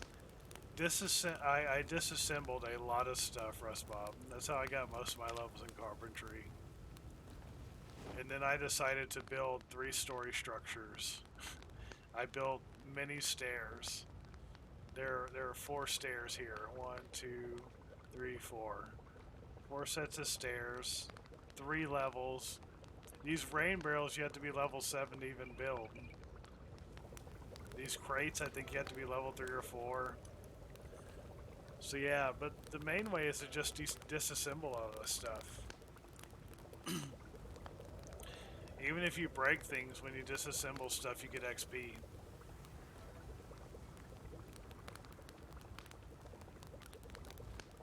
But yeah, crew, I've met people who had high protein diets and they were still struggling to keep weight on. I wish I had that problem. I legit wish I had that problem. I'd taken any amount of protein and it sticks to my ribs, man. It sticks to my ribs hard. So it really just depends on the person, man. Everybody's bodily needs are so different. And there's so many systems out there to try to do a one-size-fits-all, and that's just not how people work. There's so many different body types, so many different metabolisms. Like, that's one of those situations where what's really good for one person could be really bad for another. That's why nutritionists are important. That's why people who are experts on that sort of thing are important. Because you can really fuck up your health if you don't eat right. And eating right really does vary from person to person.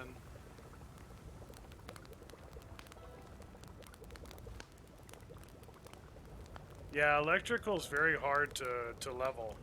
Electrical is one of the hardest ones to level, Rustbob. The electrical is absolutely one of the hardest to level. This is some good caloric intake right here. TVs are good. Lamp shades are good. Like I think lamps are some of the best XP for electrical. But yeah, electrical is by far one of the hardest ones to grind. Because mostly all you can do is disassemble. There's really not a lot you can build with electrical. You're mostly just taking things apart to learn more about how to be a better electrician. And honestly, you mostly just need the first level of electrical. The first level of electrical is all you need to hotwire cars and stuff. This is just me disassembling the crap out of things.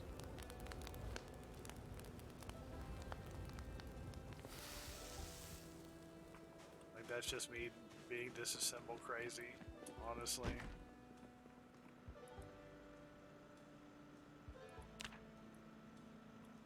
There we go. But yeah, let me show you Rustbot since you got here kind of late. I've got all these stairs. I've got all of this is carpentry. All of this I built myself. The rain barrels I built myself. This floor I built myself. The fences I built myself. All of this. All of this I built with carpentry. So all of that gives you XP.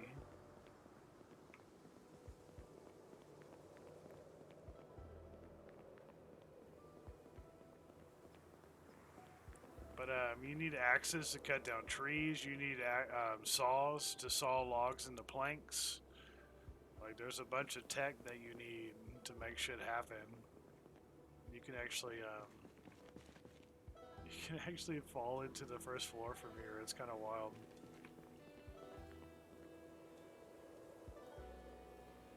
Yeah, I don't think OSHA would approve of this at all. Thank you for that. I appreciate the compliment. But yeah, I think OSHA would have an absolute fit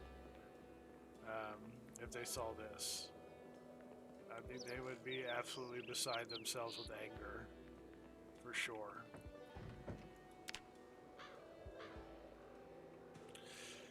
But yeah, um, this has been a lot of fun. It's getting late. My girlfriend is actually going to be getting home from work soon. And I try not to be streaming and stuff when she gets home. But yeah, this has been an absolute blast. And yeah, OSHA is pretty much zombies at this point. You're right. I don't think they really care about regulation. They mostly just want to eat my brains. But yeah, this has been an absolute blast of a stream. Thank you everybody who came out. Rust Bob, thank you for coming out. Ekru, thank you for coming out. Cactus, thank you for coming out. Otto, thank you for coming out. Thank you, Green FFS, for following me. I really appreciate that. And yeah, man, thank you, Ekru. Thank you for the compliments. I appreciate it. Y'all have an absolute fantastic night. And yeah, take care of yourselves out there. Much love.